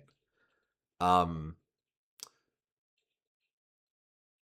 Weirdly, I think I know Saga is kind of its own thing, being a JRPG and stuff. Hard to say for that. I would think Zwei uh I think Zwei would stand to benefit the most from as an expansion of this type of gameplay. Orta feels like that would be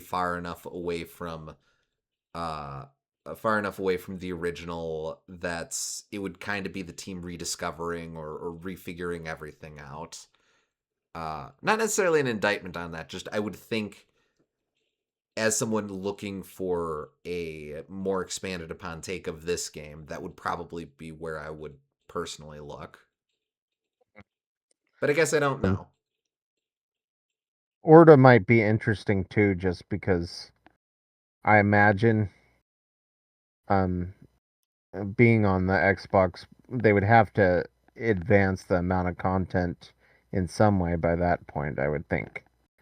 Um, and it is still a rail shooter, so Mhm. maybe they added more to it. Uh, Zwei, I haven't played it, but I would imagine it's almost just the same game again, but with different levels. But uh, Maybe. but Orta feels like it would have to advance it in some way. I think Orta had a version of this on it as well, like just uh, emulated or as an unlockable, you could play the original game, sort of thing. Uh huh. Excuse me.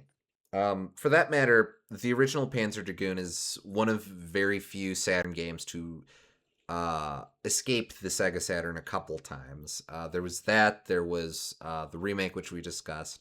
There was also a part of the Sega Ages run for PlayStation 2.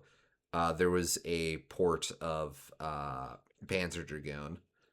I'm kind of unfamiliar with that run of Sega Ages. I know that's the one that had the Fantasy Star remakes, but um, I don't quite know how that shook out with respect to Panzer Dragoon. If that was a remake or that was just a port or what. Um, that basically that being said, If Sega starts looking to actually doing stuff with their Saturn titles, Knights is guaranteed, but this would probably be a close second. Yeah. This or Virtua Fighter. Now, I would like Virtua Fighter, but this would probably uh I could see this feeling like it had more of a reason to exist on a Saturn nostalgic compilation than Virtua Fighter. Slightly Apparently, more of a or reason. yeah.